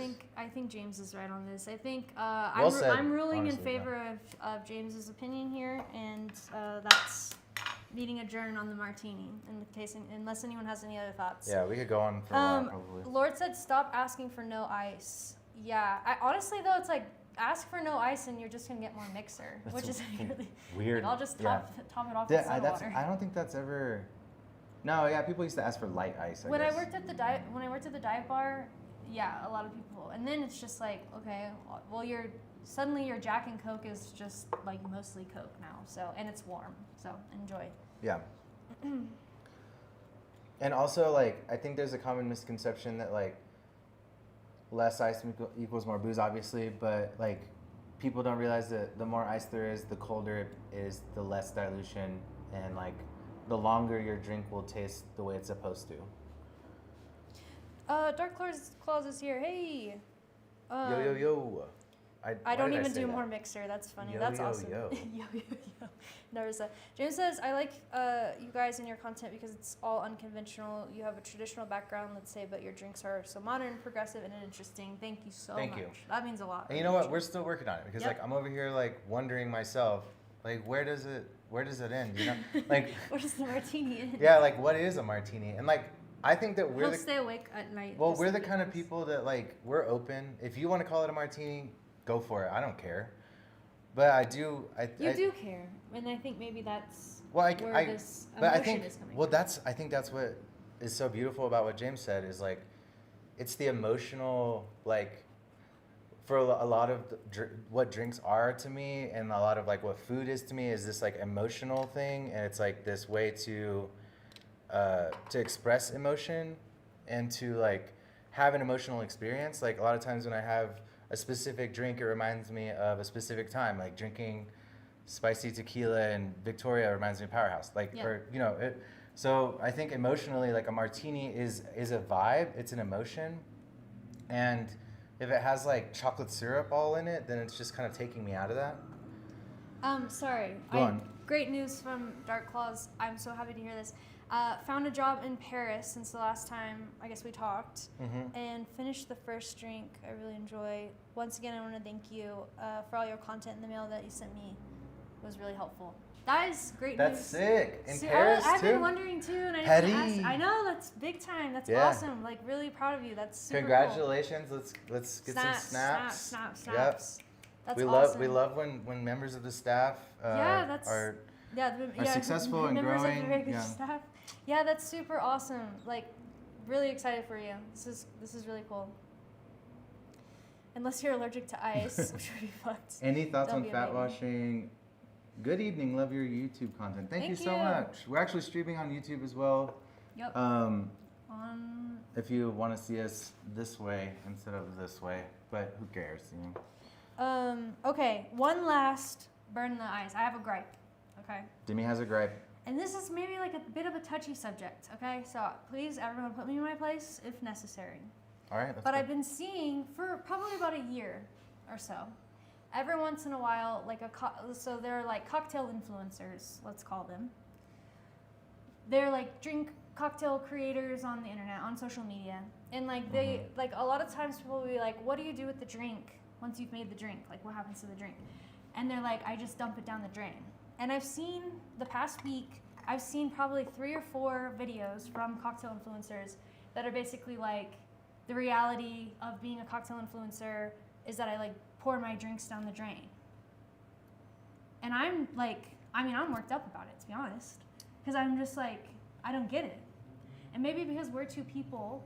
Well, I think also as a backstory, like Demi and I have a long history of being a little bit frugal, or I wouldn't say we're like cheap, but we kind of are a little bit. But we're like, not cheap. I think that we stretch everything we have. waste like, not, want not. Yeah, like we, exactly. And like also this is like our back bar. I don't know if, I think you can see it on YouTube.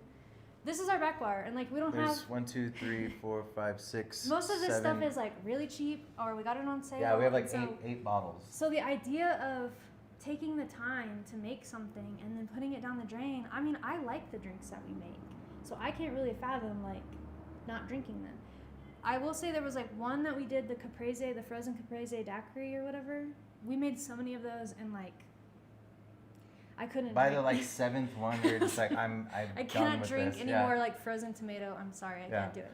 But and then like, or maybe there's like a little bit of the drink at the bottom, and you know it's like Whatever. I or guess. if it sits and dilutes for like a while, that maybe like. And I think maybe because we're not like, we don't batch content a lot of times. Like, you know, we have like a project and it's that day. Mm-hmm. And also like we don't. I think another thing is like a lot of the drinks we make require some amount of prep. So if you're already putting in like a day or a couple hours even worth of like work and waiting or whatever, it just feels more precious, and like it's like really hard to like let it go. It's a piece of I want to enjoy it. I made you know, this. it's like, I want to enjoy it's my little thing that I made. Yeah, so I guess it depends on like the type of content that you're making, like the ingredients that you're using. If it's just a bunch of liqueurs that somebody sent you for free, then I guess it doesn't hurt as bad. I don't know. I wouldn't know. I But think we even just hate waste. We've Like I gotten don't free like stuff, waste at all. and Yeah. I guess, and like the argument was like I have stuff to do or whatever. It's Or the I middle of can't the be afternoon. drinking in the middle of the day. And it's like, well, we do. That's No, my I'm just- job. I'm just kidding. That's my job. Well, it's like filming days or drinking days, I guess. I mean, Yeah, not we necessarily. don't drink every day. Yeah, but I think, but like, I also think that like, yeah, it seems. I don't know. I think to showcase it too to the world, where it's just like this is my job and I just waste all this stuff. It just feels like I don't know. Maybe I'm the asshole. Maybe Well, I'm I the just think asshole. that we don't like waste is all, and it's like, maybe I mean I understand like. I know you don't want to drink during the day. Strain the ice off. We've definitely done that before. And if it's your job, I guess like you know, but it just seems odd, you know. It's like it's weird to flex too. It's weird to be like, oh, I just like pour it down the drain. It's like, I don't know. That's like depending on what's in the drink. Also, think about like the people that made that stuff. I hope nobody I don't know. sees this. I don't care. I mean, I do care, and like I don't care. No, Make me understand. Yeah, change my mind. Dark Claw says I am absolutely in the same mindset. Thank you for validating me. I appreciate it. I'm gonna read these TikToks. Hey, love your content. So curious how you approach budgeting for home cocktails, bulk buying? Oh, this is so interesting. Okay. Demi, go ahead. Also, like, what? I take a long time Making to me drink. look bad. I'm getting like hyped up about all this stuff. Okay, home budgeting. We make a lot of stuff at home. I think like we make a lot of liqueurs. Like we don't really buy liqueurs because a lot of times like liqueurs will just sit on the back bar. You know, what are you gonna? Unless there's a drink that you really like, and you're making it all the time. Also, some liqueurs are just so good. Like, there's like a Giffard, like creme de banane. Yeah. Is amazing. But it's like, how often are you? Unless you're like banana. I guess if I crazy. have it, I'll use it though. You know. Yeah. But I think that. I think if you wanted to buy like cheaper booze, like there's obviously you're not wanting like bottom of the barrel, but something kind of mid range, and then like I think infusions are a good way to like cover up maybe some undesirable flavors, perhaps. I think. May I? Sorry. Yeah. No. Go on. No, it feels like think you weren't done. bitters are a good thing to have on hand too, like in lieu of like liqueurs. Obviously, they're not Or the same. tinctures are really Tinctures, yeah, they're obviously not the same, but I think like it's a way to like add more flavor. I would say that like I don't know if it's like our ethos, but like the way that we tend to set up our bar, like we're traveling, so it's kind of different for us. But like I don't think even when we're not traveling, I guess we usually have we have our go-to bottles that are like, we have a gin that we like, a whiskey we like, a tequila that we go for, our base spirits, like those are the ones that we always buy. Typically it's like a mid-range one that we find is like good quality. We also like are pretty strict about their practices. Like a lot of the times the liquor that we buy or the spirits that we buy are based on like whether we think that the company is like doing the right thing. Yeah, I think it's. Or if it's like a smaller brand that we want to support. And then everything else is typically coming out of our kitchen or our pantry. So we buy a lot of sugar, and any like fruit or any waste products that we find in the kitchen, those turn into drinks like most of the time. If we have something, like we bought a pineapple recently, the pineapple skins, like they got frozen, they'll be turned into like either tepache or pineapple skin syrup or something. You know? I think like you can macerate mango pits in sugar, and you can have a mango syrup. So like we do a lot of that. A lot of like just citrus scraps. husks. Yeah, any of the scraps that you have, especially fruit, those can be turned into so many different like components for cocktails, and there's no like. It just really doesn't make sense to throw all that stuff away because there's so much flavor there. And if you have like just a few minutes to like throw some sugar on it, set it aside, typically like you can have like all these really interesting liqueurs that are all homemade. So the only thing you really have to buy is your base spirit. And so I think that that's sort of like the way we save a lot of money is like we don't buy a ton of extraneous stuff. We buy like just base spirits. Everything else is kind of made in-house. Obviously, like it's our job. So I know if you're working a full-time job, you're probably not like spending a ton of time prepping stuff, but it can save a ton of money. So maybe, you'll find your balance there. But that's I don't know. Does that make sense? Yeah. I do think there's like merit to buying in bulk, like buying a handle of something or whatever. Yeah. When you find a good deal, go for it for sure. Yeah. I gotta see. Sorry, I gotta read this, and I was gonna get started on. How do we feel about Cosmos? Also, Blue Bowls. What is Blue Bowls? Love your content, by the way. Thank you. Is that the bowls? Is like the Blue liqueur? Curacao bowls. Yeah. Is that the liqueur? We have used I think we Blue bought- bowls before. That's such a funny name. Blue I bowls. didn't even realize it was called Blue I have never put that together, but I love that actually. Yeah, that's really funny. I don't know. I think Combier. Yeah, Combier has like a blue curacao. That's my favorite as far as taste goes. Anything else kind of like sits in the same category for me, like the Keeper, the Bulls, and I can't think of any of them that like I prefer over the other. But I think that like when used correctly, you can balance almost anything. Yeah, so, sure. Like we've been known to use a lot of like cheap booze before. You can make stuff taste good if you know how to balance stuff. And then Cosmos, we love them. Like I think we have a recipe for a Cosmo. It's like a budget Cosmo, actually. So we we make our own citrus vodka. It's really, really tasty. And then, cranberry and simple, and I think orange bitters. Lime. And then you do like an orange expression. I can't say that I've had a real Cosmo ever. Like, I don't think I've had like a traditionally made. Yes. I have, and I kind of prefer ours because, well, The whole reason we came up with this Cosmo recipe is because with the original bar menu that we had made for the bar that we worked at, it had a $5 classics menu. Yeah, so we were trying to and the tax was included, so it was like insane, and we had to do like costing magic, or what do they call it, wallet yoga. Oh yeah, they call it wallet yoga. I think we saw that on like a House Hunters episode. Yeah. I'm gonna start saying that, but they all went for $5, so we were able to we had to source the cheapest possible best liquor we could find, and then everything else we had to kind of supplement with different prep and kind of wizardry. The best liquor we could find. No, the best, worst, cheap liquor. Oh, the best, worst, cheap. Yeah, that's right. We couldn't afford, we just couldn't afford to put orange curacao in it. Either it was going to be really. I think we're just sounding really broke and No, it's fine. I think it's cool because honestly it's struggle. It's struggle meal kind of vibe where it's if you have technique, you can save a lot of money. Yeah. And I think that and time. As well. Yeah, if you have technique and time, I think the time is the biggest thing that we have that maybe not everyone else has, which I understand is a privilege. So yes, very privileged. Dark Claws, send it over. We'd love to see it. He's asking if we can send his drink recipe. Yeah, let's hear it. Are you in LA? No, we're in Mexico City. Yeah, send it over through Instagram. What are we making? We're about to make a habanero foam and then put it on top of a marg. Yep, that's what we're doing. Or with mezcal marg. Not a marg, I guess, or something like that. Internet Shaquille says thoughts on blueberry stoli. Jazz has a lot of thoughts on this. Actually, I think did we talk about this? We talked about this a couple weeks ago, and how it's the new bartender handshake, and how it's sort of I love it. I think that it represents this new era of not taking things so seriously, and I think it's cool.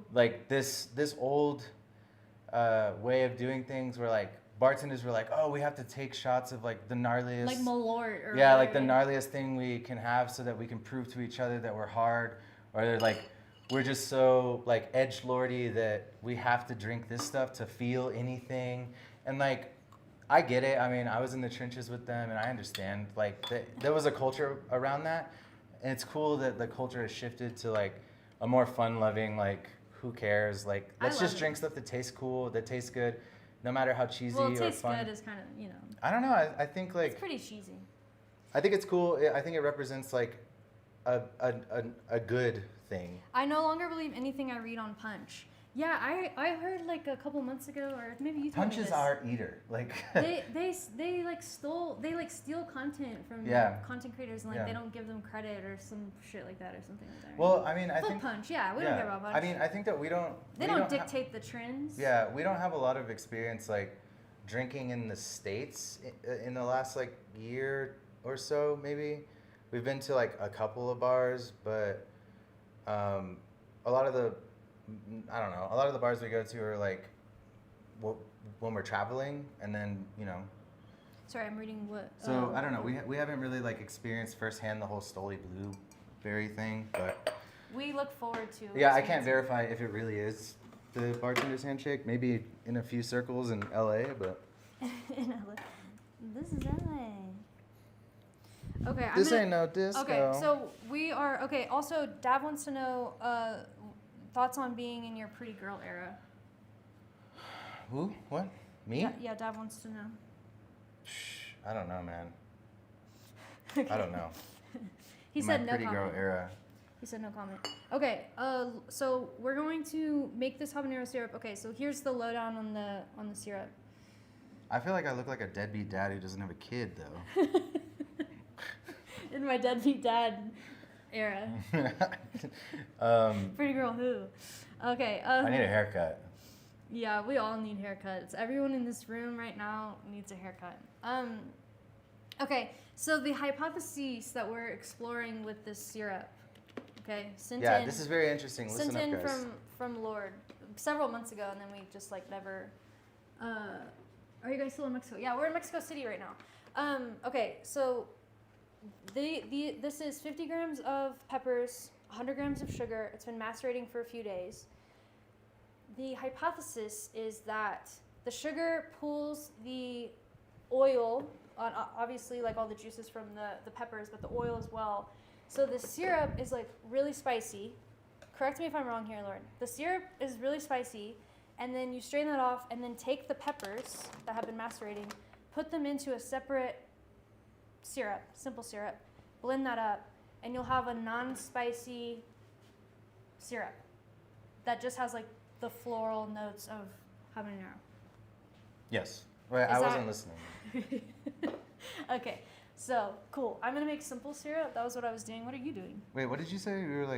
You're making regular simple syrup? Okay, so you strain this off, and this syrup is like supposed to be like really spicy. Haven't tried it yet. The syrup is spicy, but the actual... The peppers aren't, Yeah. because all the spice. So we need to make a pepper syrup, and then this is the hot syrup. Right? So I strain this off, and I need to make a simple syrup, and then I blend these syrups into the. You blend the peppers into the regular simple syrup. Yes. Got it. Yes.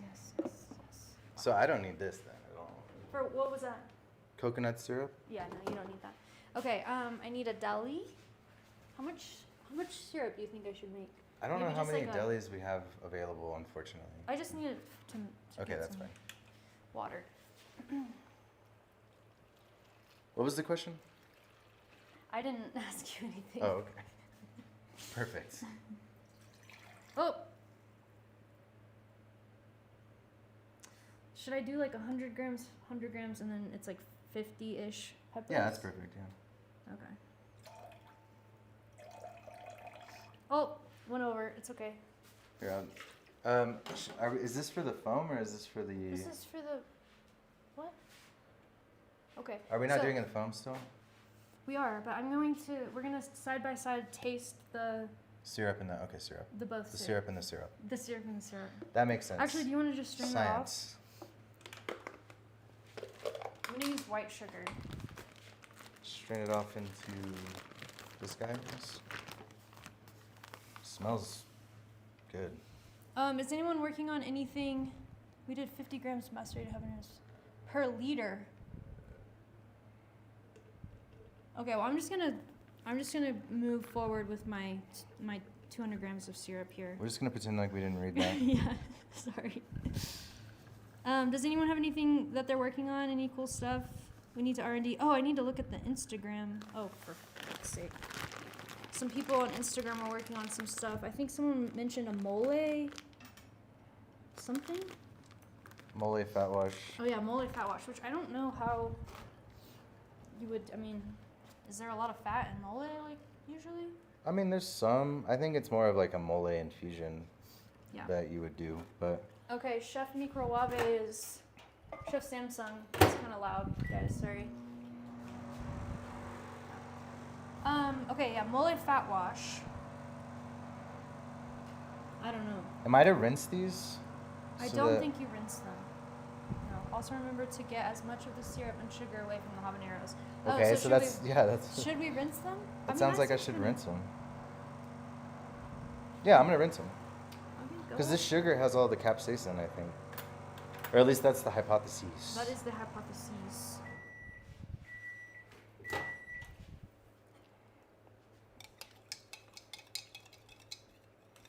Okay. So we have what should be hot syrup. Oh, sorry. I haven't rinsed them, but I think that would work. Okay.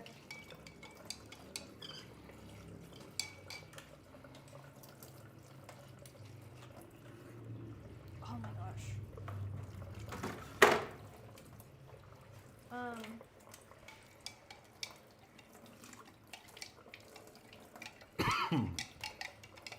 Did you try this syrup? No.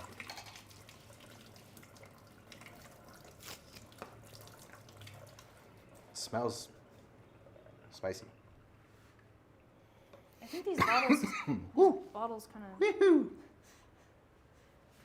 Okay. There you go. I gotta go get a different bottle. Bless. Okay. Oh Well, my god. There's like fumes. there's like straight gnarly fumes Oh happening. my god. So something is happening. Oh my god. I don't know about this. Okay, this is this is intense. So I Okay, want to hold wait. on. I gotta. Yeah, we'll do a side by side tasting. Whew. Okay. Well, there's definitely fumes. It's looking good. Are we still in Mexico? Yes, we're in CDMX. Ugh. Oh my gosh, my nose is like all messed up now. Just being a white lady. Oh, sorry, what did you ask me?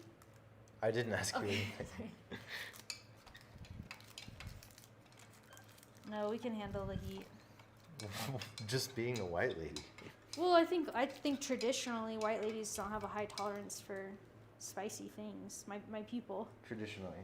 Yeah. Trad white. Trad wife, what? Trad white. Traditionally white. Oh, trad white. Okay, I get what you're saying.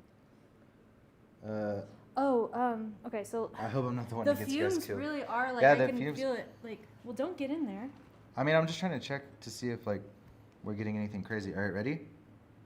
I guess we're doing like a highly concentrated vibe, so let's do it. Stuff here. Blend it, right? Blend it up. I also want to show you guys something I'm like working on. I forgot to show earlier. Pretty exciting stuff. Looks like menacing. Excuse me. I'm bringing it to you now.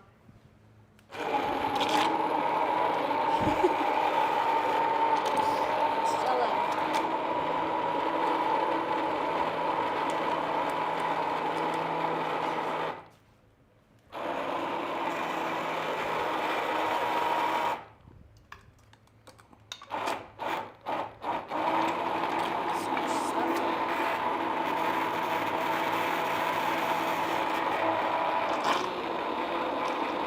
Okay.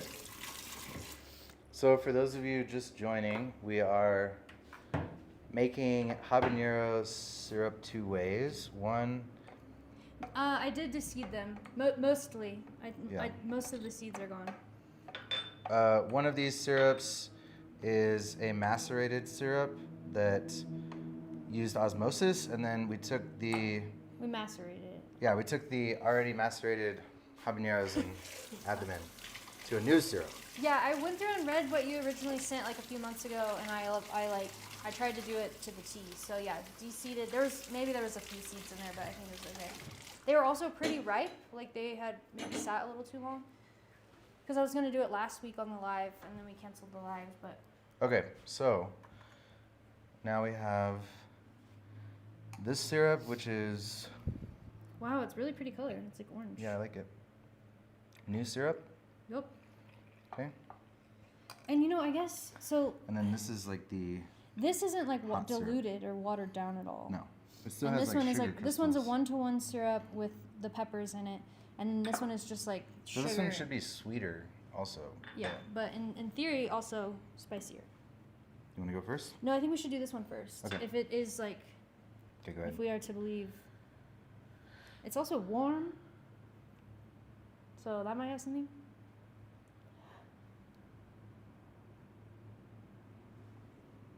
Mm. Okay, hot. It's still so spicy. Oh no, I took a big gulp too. Yeah, it's very spicy still. So that one's gonna be like probably way worse. Yeah. I wonder if I should try to drink some water. Do we have like milk or something? Not because I'm a bitch, but milk. We got some milk on deck. No, we don't have milk. That doesn't mean that you were wrong. It just means that Whatever we did didn't work. that maybe these were just so spicy. Oh my god. Why did I take such a big drink of it? Or I took a maybe we drink. should have like cut these up more, because it's possible that breaking them up so much released stuff that like wasn't pulled by the sugar. Oh my god, is this the time to tell you guys this was all a big prank? Yeah, Yeah. it seems like it. Yeah, so did you like chop them up when you macerated them the first time? Oh my god, it's so spicy. Okay, I think. Oh yeah, this one's spicy too. Is it as spicy? But it has more sugar, so it's like kind of hard to know. Yeah, this one's more. Yeah, it's more sugary, but yeah, it's still hot. Yeah, I wonder if I should have like finally chopped them, then macerated it. That way, like the sugar would have had more time to like pull the capsaicin out. How long did yours sit for? I think a few days. Ours was a few days too, so. All right, you got us. Good prank.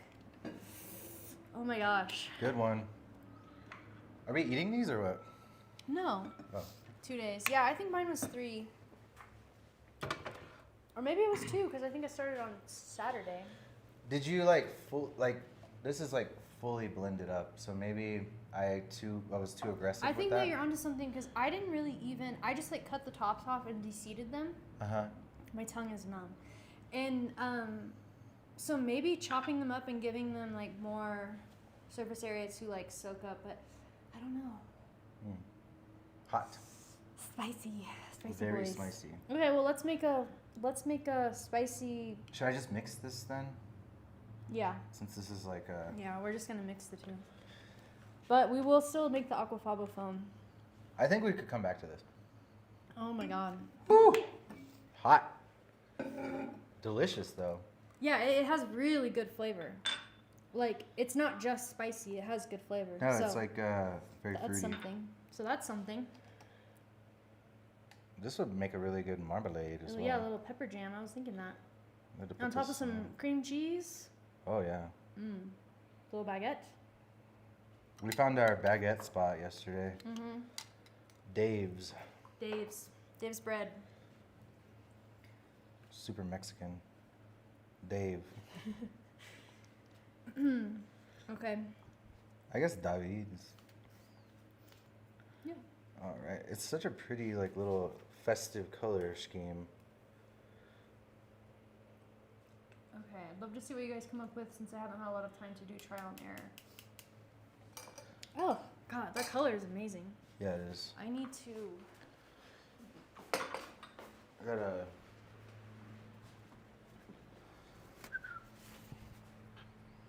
Oh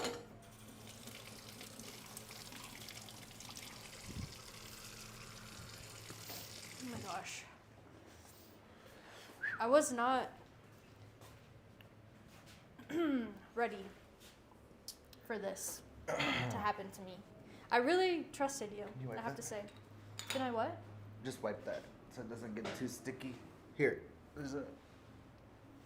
Oh, the syrup? Yeah. I'm just gonna consult the flavor Bible just because I feel like I'm most of the way there on what I want to make here, but this could be interesting. I'm sorry, I'm not gonna guilt trip you. It's not your fault, it's my fault. I should have known. It could also be like the type of peppers that you have access to versus like what we have. I don't know. Supply chain.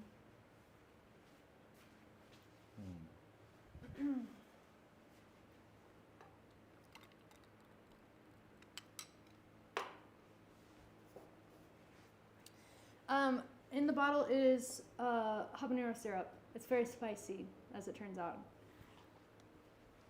Okay. I think... Whoa. Okay, so I think we should do like a fun marg riff with the foam on top, like a Cadillac marg vibe. Yeah. I think we'll do like a spicy marg base and then something like more refreshing on top, like a vanilla. Oh, so we're not doing a spicy syrup or a spicy foam on top. You want to do spicy foam and Well, I regular guess on yeah, bottom? because that's like the first thing that hits you is like the spice. So maybe it would be better to do something. Like spice on bottom, vanilla cocoa on top. Do we still have passion fruit? Yeah. Is that an interest, like a passion fruit foam? Passion fruit habanero. Because maybe like the acid. Actually, okay, let's do habanero foam passion fruit marg because I don't want to like have to mess with this. Yeah, okay. Because this is like just raw. Oh, this looks bad. I was also thinking that maybe the habaneros that we get aren't as spicy, but when I made the syrup and tried the syrup from the maceration, I almost died. Yeah, okay. Well, so it could be. Yeah. I mean, I'm sure that was. Did you feel that the one that was? Actually, or is it over here? Huh? Did you feel that one was spicier than the other, or not really? I felt that the one that was blended was spicier than the one that was macerated because the macerated one is sweeter. Yeah, it still has a So I can't lot of really heat, tell. Yeah, I can't really tell like if it's because of the maceration or because of the larger amount of sugar that we're getting. So, okay, so we're gonna do a passion fruit, coconut, though. Let's mezcal. build the foam first. Yeah, Okay. I just wanted to make sure that these are okay Oh, before I move forward. I love passion fruit. It smells so good. It does smell very good. These are really old too, and they still smell good. They're like extra ripe. Yeah, you do this. Okay, so let me clean this, and we can use it. What do I do with this freaking? I had there's a deli if you wanna. Yeah, I think those are clean more or less. Yeah, we can make a little jam. I need this. I have a bottle here if you want to use this for aquafaba. Here. Yeah, I need to strain it though. Or it doesn't matter? Huh? I was gonna strain this from the can, but you want me to just put it in the bottle? I just crack it and then pour it, to the bottle. Ooh, the fumes are crazy. Yeah, it was. So it's not really a quick syrup. We macerated the peppers for like 3 days, and The idea was that the macerated syrup, because it's like pulling the flavor from the peppers, that it would suck all the capsaicin out of the peppers. Thus, like the macerated syrup would be super spicy, and then the pepper meat itself that was left over would have no spice left in it because it had been sucked out by the sugar. And it's possible that if we left it longer, maybe, yeah. I want to try it again because we didn't give it our full effort. I think we could do it. We could do it again. I mean, I gave it a full effort, but we could like let it sit longer. I think. Yeah. Okay, I think that's what we're gonna get from these boys.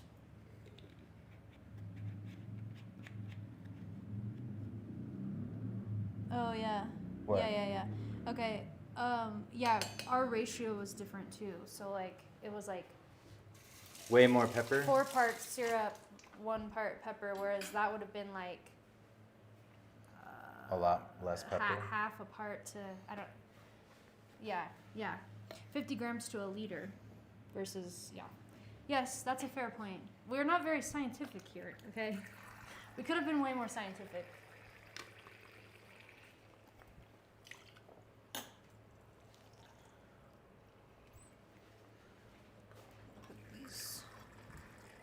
What is the date today? The 4th.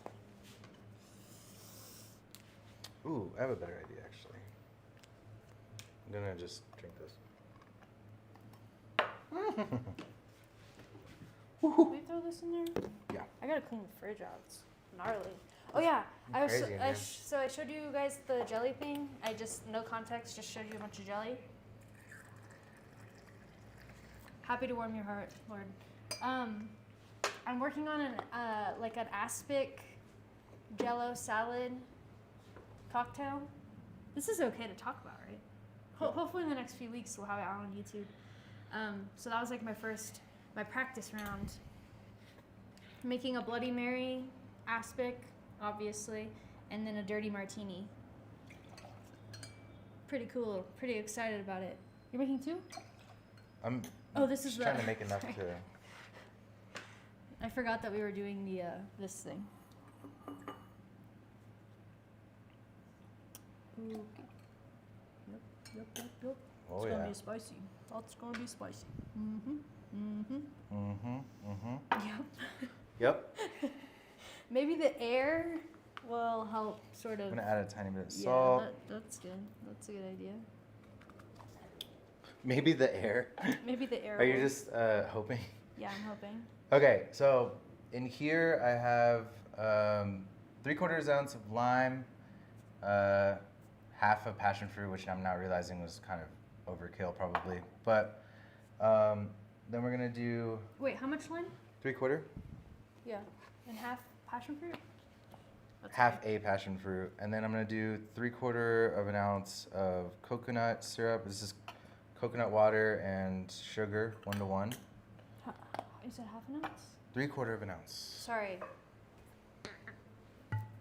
And then 2 ounces of mezcal. So this is gonna be our base. It's gonna be a like coconut, passion fruit, mezcalita, I guess. And then this has half an ounce of grapefruit juice, super grapefruit juice, 4 ounces aquafaba, and 2 ounces of habanero syrup. Yeah? Sure. Does it need more grapefruit, you think? This one? I think this is gonna be pretty tart, so yeah, I figured this. Okay. So, here we go. I think, Yeah, this is like pretty sweet, which I like. And this is a little bit more tart, so I think it's good. rinse this, I guess. Yeah. Okay, I gotta take these stupid things off.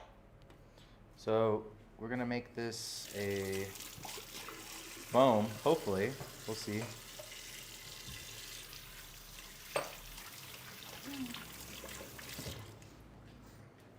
Also, this should be cold, but it's okay. Yeah, sorry, it wasn't.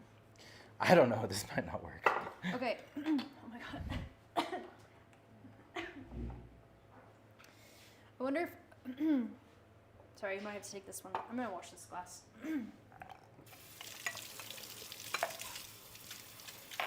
I'm just gonna use this ice because I don't want to waste any ice.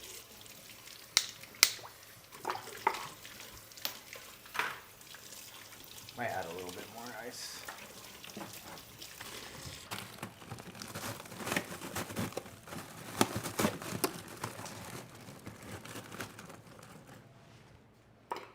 Yeah.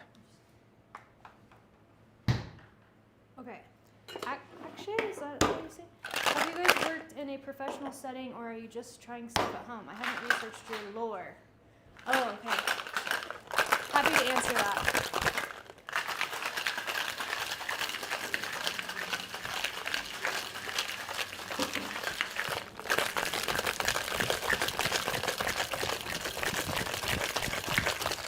Okay. So to answer your question, we have worked in a professional setting where you need this. Yep. We are former bartenders, and also we just like make stuff at home. It's just fun to do. We talked about this a little bit at the beginning of the live. We're also on YouTube streaming, so if that's interesting at all. But yeah, we talk about the lore of very good drinks. That looks very appetizing. Good texture looking. Yeah. It's already kind of frothy, foamy.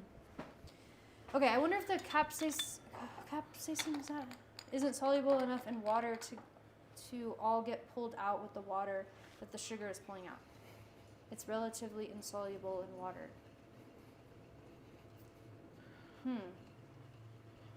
I don't know. I feel like there are. I bet I could like do some research and figure this out. Yeah. Maybe this is an ongoing mission. Okay, so this should definitely be cold, and I hope that it's. Maybe just give it a second. Alex is here. Hey, Alex. Made the staff meeting. We're not going to dock your pay. This is an unpaid meeting, though. Let me just see what this looks everyone like that's first. here. Yeah. Oh, hold on. I got to go get it in the. Hold on. It's we should have put this in a clear glass. Okay, here's the. Let me go put. I should have put ice in here. What was I thinking? In the ISI. Yeah, to get it colder. Here, put it in this. How about Can I we just just put it dump in this? this so that we don't. What? Because I don't want to do all the dishes. Well, I'll do the dishes. Look. It smells like aquafaba. It's. I will say it's like not really holding very well. It's kind of Dissipating quickly. dissipating quickly. Yes. Maybe it needed Get more. up close here. Can you see? Yeah, maybe it needed more citrus. I only added half an ounce because I didn't have that much grapefruit. I don't know if it's like blurry on the. Wait. Wait, how much grapefruit? Half an ounce. Yeah. And then 2 ounces of syrup and 4 ounces of aquafaba. Mm-hmm. Well, I asked you and you didn't have anything to say. I was blacked out. I don't remember. Oh, tastes like habanero. A little salty. It's nice though. Yeah, it's kind of not good. like over. Let's try it. Okay. Yeah, let's try it and then just see what it looks like after it sits for a second. Yeah. Careful. Oh yeah. Boom. Wow. Can you guys see that? Let me just. We got to get a little close up here. Hold on. I gotta make sure that you can. You getting this? Are you getting this right now? It's a little like blown out on TikTok, but. It's white, so it's kind of hard to. Yeah.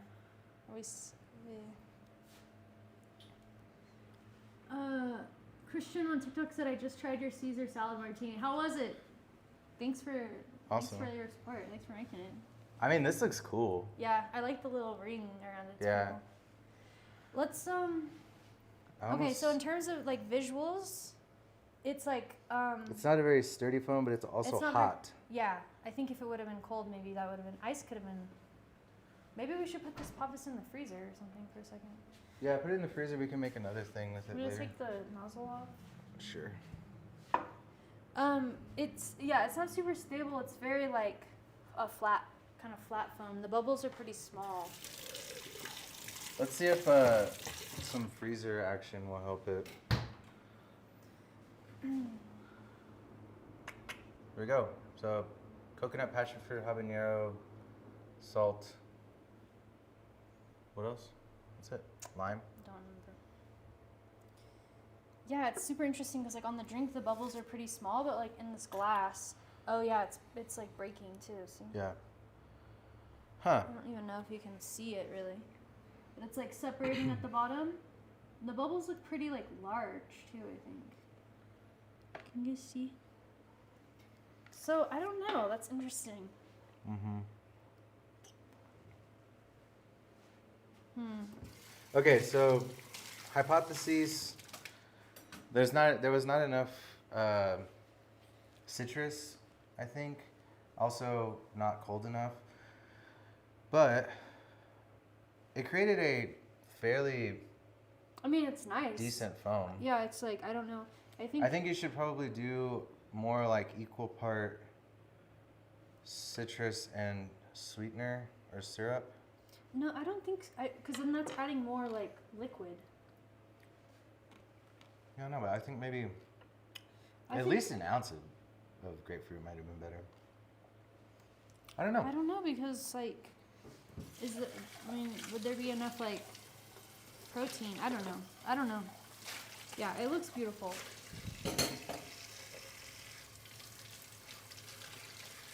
I would say it smells a little bit too much like aquafaba in my I think it just smells like liking. peppers. Oh, I love passion fruit. I simply love it. It makes everything taste incredible. Wow. Cool. Okay, I think I just need to do more aquafaba also and just cover up the smell with lemon peel or something. Yeah, I mean, it's not. I don't really smell aquafaba. It smells like habanero. I think the salt maybe kind of makes it taste a little bit more aquafaba-y. But Yeah. definitely you get the peppers. I think that, especially if you're using like blueberry, I feel like it'll be a really pretty color. Okay, Alex said acid-adjusted grapefruit, get more acid without more liquid. Yeah. It actually was acid-adjusted That's grapefruit. like super juice. Yeah. Yeah. But it's I like only it's had lime I only had a strength. half an ounce in there because I was like, I thought the grapefruit would be a nice addition to the habanero, but I didn't want it to be like overpowering. It's good. It has a nice spice to it Yeah. actually. Like it's not super spicy, But like kind but of it's tingly. fruity. It's going with the like passion fruit really nicely. Yeah. Yeah, I think spice in cocktails I is also like think a balance. the colder you can get it, the better. Oh yeah. Christian said they tried the Caesar salad martini. Yeah. How did you like it? Tell me. Tell me. Is that because it wasn't cold? Yeah. Yeah. Yeah. Yes. We kind of made it like just kind of on the fly. Also, the syrup was even hot, actually. Yeah, everything was hot. The syrup was hot. It had just been in the microwave. The ISI whippers should be in the freezer before you make it. As a general rule, anything that's carbonated or has like supposed to have gas in it, the colder it is, the more stable like it'll be. So this was like, I honestly think that with this same recipe, if everything was super cold, it would have come out a lot better. Yeah. Keep us posted, Lord. Have a good night. We'll see you next week, hopefully. Bye, Lord. Thanks for coming. You can clock out now. Yeah, you can clock out. Take your shift beer with you. Yeah. Grab a Regal Light. Grab a natty. The cheapest beer that we have. What do you guys is like cheap beer wherever you are? Like, I remember like at our old job, we used to get these cases, like 30 racks of Regal Light for our beer and shot special, which was $5 for a beer and a shot of well. And it was like hilarious. It was like this like no name like beer, and then there's like this. There was this interview with Mac DeMarco that I was watching, and he said that they used to drink this beer that just said beer strong on it. It was like in a can. That's so sketchy. And it was in like, I guess, Montreal or something. Bye, Lord. And I thought that was really funny. So I wonder if there's any other like hilarious beers. We also tried, what was it called? Like Montucky? Oh, yeah. Montucky Light or something? Or Montucky? Yeah, cold snack, I think it's called. Montucky Cold Snack? Yeah. When we were in Houston last, we like made friends with some amazing bartenders over there, and they were like putting us on the tall boys of Montucky Cold Snack. That was pretty fun. Yeah. Alex says probably Milwaukee's best or Hams. Yeah. Yeah. Hams is. I had a Hams era. I used to do these things called beer mosas. I'm sure people know about beer mosa. Yeah. But it was like hams and orange juice. I used to drink that a lot. Yeah. Not ham and orange juice, though that could be good too. Speaking of, I got some beer because I wanted to make a. Oh, thanks a lot. Sorry, I just got my credit card charge just happened. The idea that I had was a junglada. Is that what I said? Or bird balada? Junglada? Where it's basically like Campari, lime, pineapple in a beer, like a jumbo bird in a beer kind of vibe. Sort of playing off of like a Hoboni, like where they put like, you just put Campari in a beer, in a Miller. What's the one with Aperol? Or is that Spaghetti. Oh yeah, spaghetti. What's your guys' like cheap beer, or what was your dad's cheap beer? That's the other thing too, because I feel like every dad has like a beer brand. We would just grab regular-ish stuff for the parking lot after our night shifts. Yeah, I think I'm proud of you that you had the decency to go to the parking lot to drink, because I would be just like drinking beer and mopping. We used to go to the roof too. Yeah. We had a couple of R&D responses on the old Instagram. What do we got? The mole fat wash, which I think could just be kind of an infusion, right? Is that I what we think so. Cause like I mean, I also think that it would be really hard to like fat wash it in the traditional sense where you would like freeze it and strain it off. I think you would want to freeze it and strain it off. Right, but I also think that like inevitably like spices would get like incorporated in. Yeah. You wouldn't be able to like strain it clear necessarily. Probably not. I guess it would depend on the mole, but Yeah. I think I don't know. If I were to do something like this, I would find the highest proof mezcal that I could find. Uh-huh. And I would take some mole, whether it's like prepared or a paste would even be better, I think, the more concentrated it is. Throw it in there and like leave it for at least a day, probably longer if you can. And then maybe freeze it just to get any fat that's like left, and strain it through a coffee filter. Boom. Mm-hmm. I think the key here to be like as high proof alcohol as you can maybe get That way it pulls as much flavor as possible. Yeah. Yeah. Yeah. Okay. Okay. Carnitas tacos marg, fat wash tequila, cilantro infused lime juice, but missing the corn. Ideas? Okay, I'm loving the herb infused citrus because Yep. we recently stumbled upon doing similar stuff and Like infusing citrus juice. Like, infusing citrus juice is awesome. Like Yeah. we did it with the BLT thing with the lettuce and it worked out like Abomination. crazy well. It was kind of insane. Abomination. The corn, I think obvious choices would be Nixta. Yeah. I think you could also do like a hominy orgeat possibly, or even like a popcorn orgeat could be interesting. I don't know, just spitballing. Yeah, I was thinking. Corn tortillas are super corny a lot of times too, so maybe trying to do like an infusion with corn tortilla would be cool. Corn is a really hard flavor. Yeah, we've made like corn syrup and it's just really light. Yeah. It's not like very strong in flavor. We've done basically macerated fresh corn in sugar, and it comes out like really like sweet corn. It doesn't have that same like earthy corn tortilla vibe like cooked corn can. I think you could also maybe like roast corn and then put it in sugar and let it like kind of do its thing. But it depends on the flavor profile of corn, because corn is so diverse in flavor profile. Like there's different types of corn flavor you can kind of go for. I also wonder if like, maybe like an orange element, like orange bitters, and or like an orange, like an oleo or something like that, and then just using like the corn as like the garnish, like fry up a fresh tortilla chip, and then that way as you're like eating the drink, you're kind of eating drinking the carnitas part of it, and then like having the. We did a guacamole cocktail one time, and it was served with little corn chips, like strips on top, and yeah, it does get. I mean, that's like the fastest way to get corn flavor. So I think maybe like a little bit of Nixta, but I don't know if that's gonna give you like that corn backbone that you're like looking for. Yeah. So I think just serving like a corn chip on the side, because it like contributes to it's a garnish that also contributes to like the flavor profile of the drink. And I think an orange element is important because like for me, carnitas orange is like a big part of that. Yeah, I think so just a couple of dashes of orange bitters too would it's just like do porky the trick. orange. Yeah, I feel like that's like a good move for sure. What's going on? Bitburger, Sapporo, Kira, and Ichiban. Oh, that's some fancy stuff right there. Okay. Dad was a Heineken guy. My dad drank Rolling Rock for a little while. And Dos Equis. He kind of switches it up.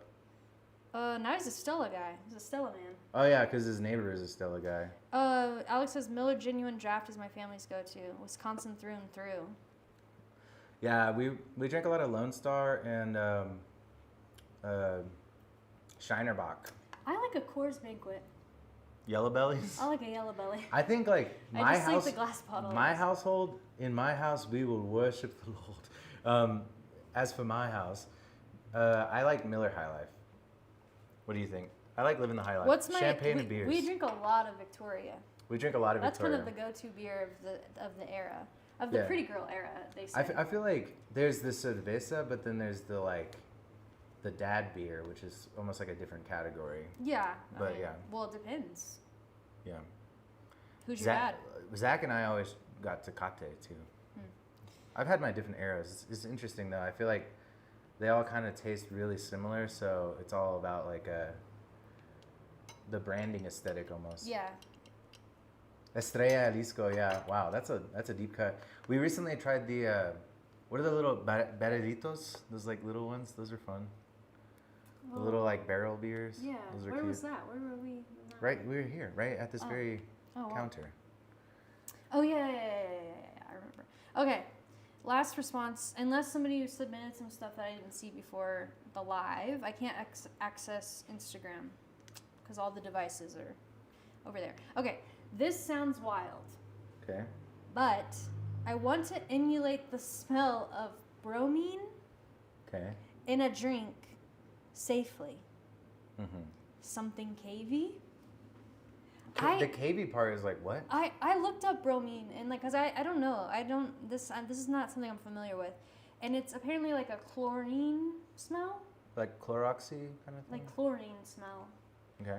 But that's not really cavey. I guess it kind of is. But I guess what I'm just like thinking is like, what, you know, what's the context? Yeah, there's no context. I don't want to be but- like, why would you do that? I just want to know like, why? Like, what's the goal? My first thought was like, I know it's not the same, but for me, like, Scotch is kind of like, it's a peaty Scotch, or it's like iodine-y, and it has that kind of like chemical smell. So like doing a float, and you had mentioned maybe like a mezcal. Certain mezcals have like this really petrol thing where it's like rubber or like brand new flip flop or pool floaty. Brand new flip flop. Oh my god. Yeah, like those are interesting. We recently had a mezcal that kind of tasted just like gasoline. I had a mezcal and tonic, and it tasted like petrol, and I was like, is it the mezcal and the tonic kind of coming together and creating this flavor? And then had the mezcal separately, and it just tasted like gasoline to me, like straight up, just like petrol flavor. So, on a more high level, we were discussing like there's like rotovap people who have like made distillates of like rainwater to like capture that like fresh rain smell, or like old books, like distilling like pages of old books to get that like particular like old book smell. So weird, but which is like go off. obviously pretty inaccessible, but I think it would be really about like trying to find the right spirit maybe for this one. I don't know. Yeah, like a little float. More context would be helpful though. Yeah, you can't just be like, I want Cavey, bromine or. Yeah, I wonder if you could use like moss or something. Or Is that even how you? Is that how you say it? Bromine. bromine? Yeah, I think so. It's like it's like an element. Bromine. I think it's like an element on the periodic table. Very interesting. Very Ever interesting have stuff. champurrado? Yeah. Is it really? It comes out like $1 a can. I think we were talking about. Oh, like we're talking about the Japanese beers. I don't know. They can be kind of expensive. Jaeger and soda is Alex's personal dad beer. Jaeger and I soda? respect that. Nice. I respect that. All right. I tried to get that rain smell on Saturday. Oh my god. Rapid infused tequila with beet peel and spent coffee grounds.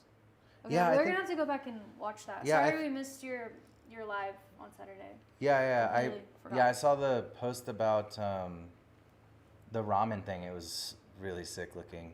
It was like a ramen highball. It was super sick. My God, Yeah. okay. Well, we have to go like watch it. Yeah, I know. We like Demi was like, we forgot to watch Alex's thing. I was Yeah, like, it was no. like Sunday morning. Okay, cool. Well, that's at least encouraging.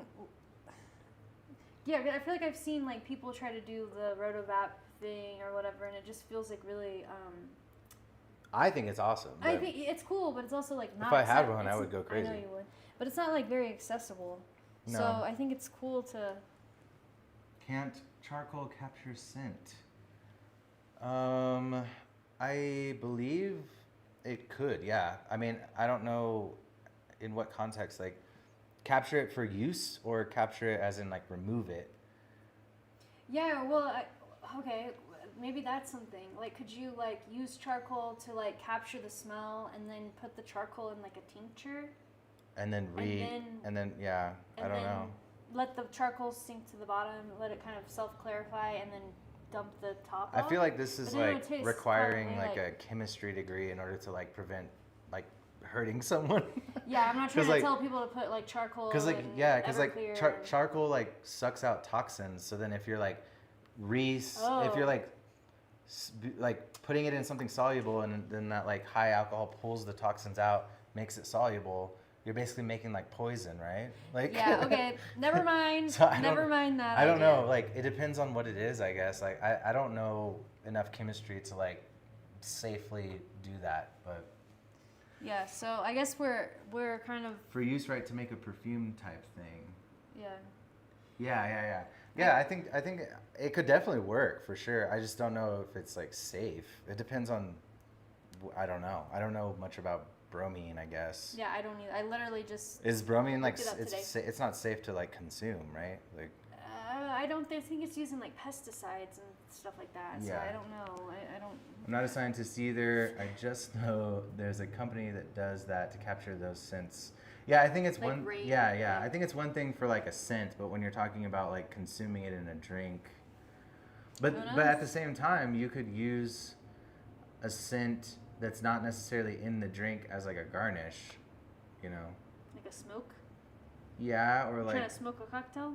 have like a plate that has like sprayed with stuff, or I don't know. I don't know. We need more context. I think that you could. Oh, here's what you could do. Okay, this is good. Build like a chamber that the customer, the person consuming the drink, has to like put their face inside of this like chamber, and inside the chamber is like cave smell.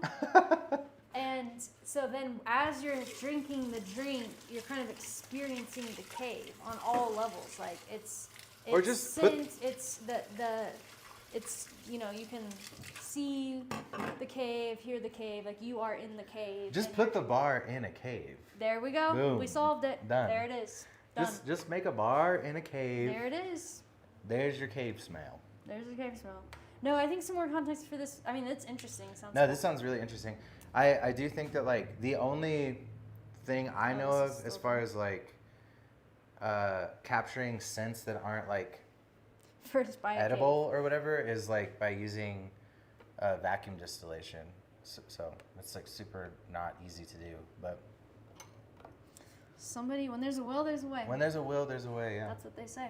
I don't know where Will is or what he's up to, but But he'll find a way. if you got one, invite him to your bar. Yep. Freshly clean the counter with bleach before serving the drink. Yeah, there you go. That's it. That's good. That's the most. That's Yeah, the most honestly. efficient. Now that's cheap way. hospitality right Yep, there. I yep. love that one.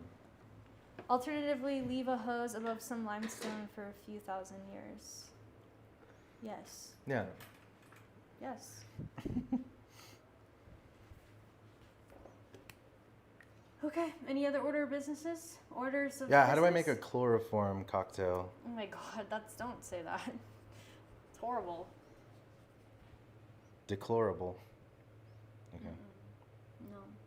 Maybe No. it's time to go. Yeah, I think we might call it quits. What's Unless anyone has anything to say. Thank you guys for being here. We really, really appreciate it. That is Thanks. a cocktail. Yeah, thanks for coming. Thanks for coming to the staff meeting. Yes, Appreciate it. we'll be back next week. Sorry we canceled last week, but we will be back next week. And if you have any drinks that We were supposed to order pizza, but we didn't order pizza. I'm still gonna order. We're gonna pizza. order pizza, but so if you want to stick around, you can grab a slice and Yeah, maybe we'll have pizza next week. Thanks for coming to the unpaid meeting. Thanks for being here. We really appreciate it. If you guys encounter any news or trends or stuff that you're working on throughout the week, send it over to us and we can talk about it next week. Yup. Yup. keep us in the loop. We Yeah. don't wanna. We wanna know what's going on. We don't want any surprises. Yeah. You know. Yep. So we'll be back next week. Unpaid meeting, no benefits whatsoever.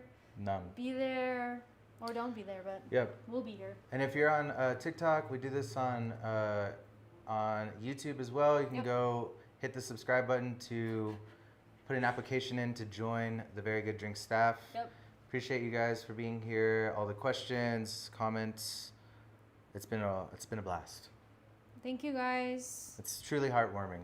So heartwarming. Also, congratulations to those of you who got new jobs. Yes, very cool. Best of luck. Let us know if we can help at all. Yep. I'm gonna set an alarm right now for when you should ask for a raise. Yeah. Though we're not paying you, we still believe that you should get paid. Yeah. So, yeah. Yeah, go get paid.